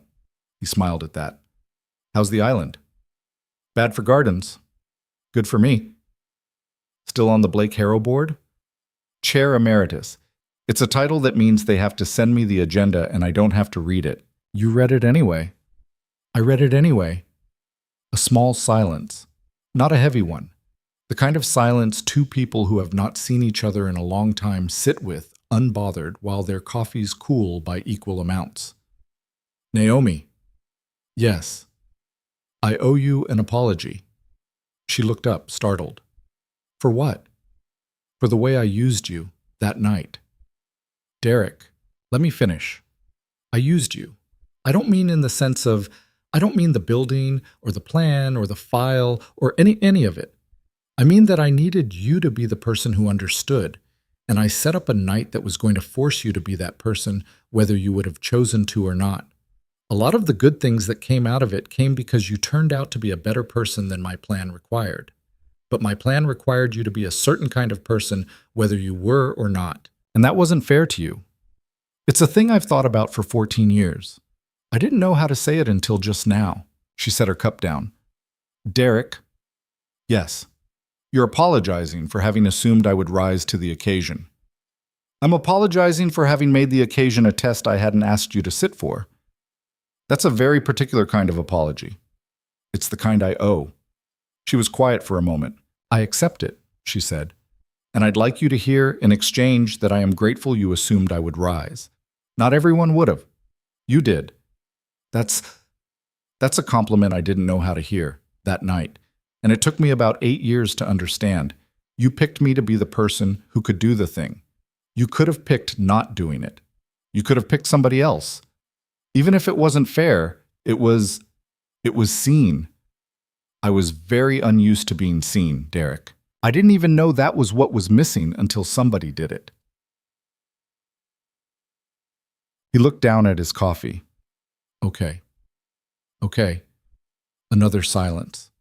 The dog by the door lifted its head, registered nothing of interest, and put its head down. Can I ask you something? She said. Yeah. Do you ever think of that night as the night you took something back or the night you let something go? He thought about it for a long time. Both, he said finally. I took back my name on paper. I took back my son on paper, and in the only way that counts. I took back, I guess, my conviction that I could read a room, which is a thing the world had spent 6 years telling me I'd lost. But I also let go of the version of my life I was going to have, the man I would have been if Vance Lattice Systems had survived, the company I would have run, the house I would have bought, the wife I would still have been married to. I had to bury that guy in a way I hadn't finished burying until that night. I think what I took back was only available because I let that guy go. You can't carry both. No. And you? She thought. I took back my father, she said slowly. Not the man. He was gone. His judgment, his instincts, his understanding of who was at the table with him. For 6 years, I'd been running his company by the rules he had made for a room that wasn't the room anymore. That night, and the week after it, was the first time I saw the actual room. It hurt. It was an unkind gift, but it was his last gift to me, even though he wasn't the one who gave it. What did you let go of? The idea that loyalty runs in straight lines. That if somebody loved your father, they love you. That if somebody has known you since you were 24, they will always want the same thing for you that they wanted when you were 24. People are not fixed objects, Derek. Neither am I. Neither are you. I spent my 20s and most of my 30s believing I could trust the map my father had handed me.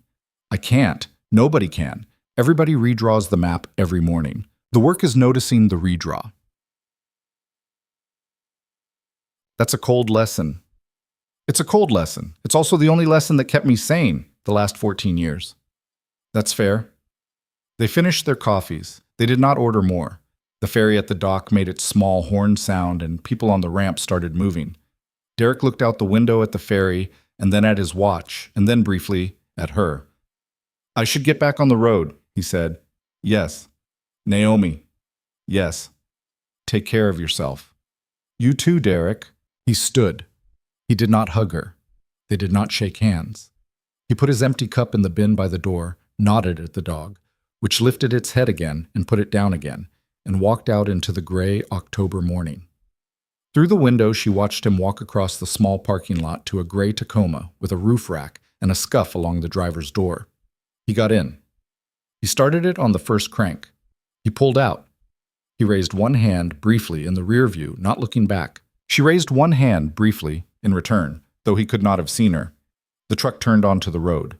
It was gone. She sat at the table for a while longer. She thought about a night 14 years ago when she had been, for about 8 seconds in a stairwell, the most frightened she had ever been, and about how the fear had been misaddressed, had not been about the stairwell at all, had not really been about the men in the lobby or the locks on the doors, but about the far more ordinary, far more durable terror of discovering, late in the game, that a life she had been told she understood was made of pieces she had never personally verified. The men in the dark coats had turned out, in the end, to be a symptom.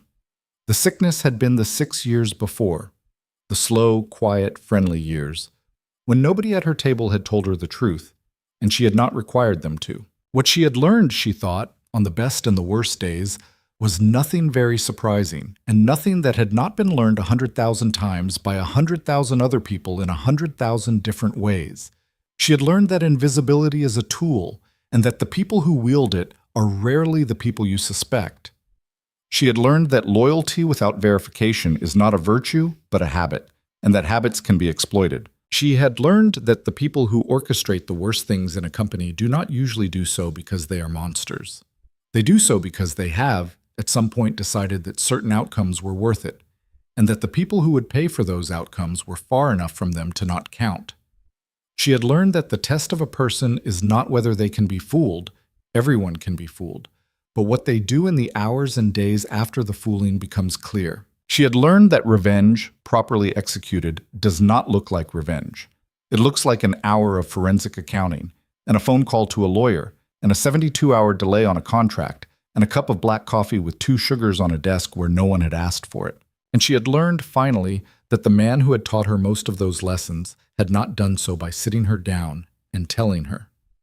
He had done so by refusing to become, in the aftermath of what had been done to him, the thing that had been done to him. He had been given every reason to take the money. He had turned it down. He had been given every reason to keep the fame. He had walked away from it. He had been given every reason, for 6 years, to poison his son against the woman who had left, and instead he had sat in waiting rooms on Saturdays that weren't his and read paperbacks nobody had asked him to read. The man they had tried to erase had turned out to be unerasable not because he was clever enough to beat them, although he had been, but because he understood in a way most of them never did, that the only thing that could not be taken from him was the way he chose to carry what had been taken. Naomi Blake finished her coffee. She stood. She put her empty cup in the bin next to Derek's. She nodded at the dog, which this time did not bother to lift its head. She stepped out into the October morning. The sky was gray. The water was gray. The ferry was gone. The parking lot was mostly empty. She walked home. On the way, she passed a garden that was better than hers. Most gardens on the island were better than hers. And she stopped, for a moment, at the fence and looked at a row of late-blooming dahlias she could never have kept alive. An old woman was on her knees in the dirt. The old woman looked up. "Morning? Morning. You all right, dear?" Naomi looked at her, considered the question, then gave, as she had learned in the last 14 years, to give the only honest answer she had. "Yes," she said, "I am." And she walked the rest of the way home.